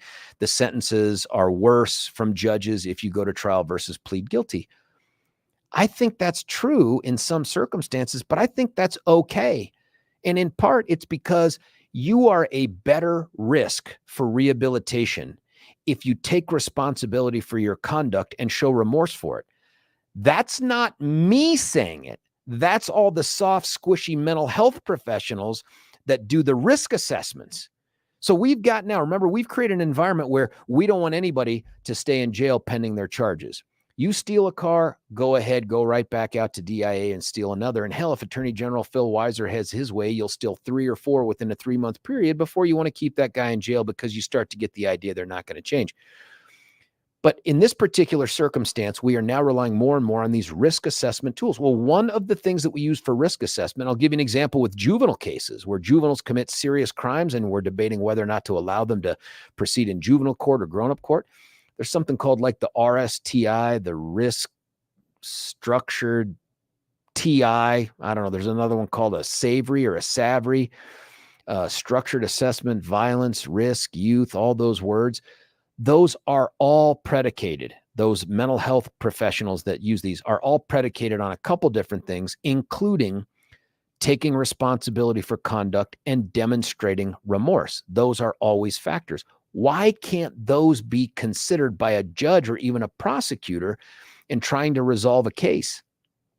The other idea too was, and I'm sure once again, all the judges in the state of Colorado, by the way, just about every one of them is up at a conference right now, probably up in somewhere nice in Colorado.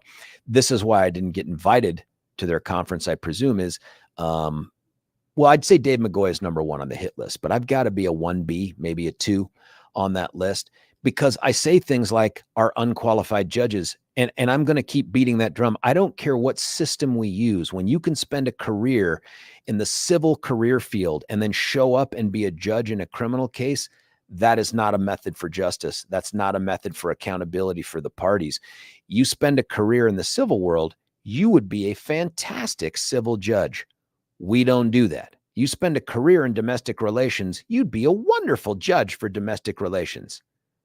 But if you spend a career as a prosecutor, you should have nothing to do with domestic relations. You should have nothing to do with civil law. But that's not the system that we have.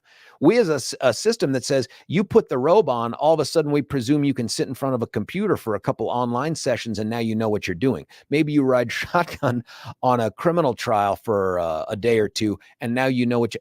That is not a system that is set up for success, folks. So when she says, hey, we ought to put more discretion in the hands of judges, hard pass. Hard pass. I do not agree with that. And that's not to say that these people aren't smart and they shouldn't be respected for the orders that they give and the decisions they make. But let's stop pretending that because a group of people you and I have no influence over picked them to get interviewed and then sent 3 names to the governor and he picked them, that somehow makes them smarter or better than anyone else in that courtroom. It doesn't. It just empowers them to represent the judicial branch. That's all that it does. But it is interesting that that's not how the system treats them. Nonetheless, listen, more text to go through here. England and Australia are very different than the USA, much smaller populations with much less cultural diversity. England, I don't know. England's changing quite a bit. They are having a great deal. They're having huge migration issues and immigration issues in England. Australia, outside of the indigenous population, you're probably right, pretty homogenous. Here's another one. From what I've heard, it seems there's a political agenda to treat those groups less harshly, and that's BLM, I imagine, in possible fear of being seen as racist. The January 6th result appears very politically decided. Yeah, I don't know. I understand that that's what folks want to believe, but honestly, had Trump gotten reelected and a bunch of the BLM folks showed up and stormed the Capitol, wouldn't you be saying these people need to go to prison? Wouldn't you be saying that? I would. So it just feels funny to not do it here. And the excuse that they thought they were on a tour of the Capitol, come on, that's just silliness. Something that's not silly, by the way, is the quality of your countertops in your house, both in the bathroom. That's the master bathroom. It could be any bathroom. Could be that finished basement. Could be the kitchen. That's where the biggest countertops are. That's true for my house.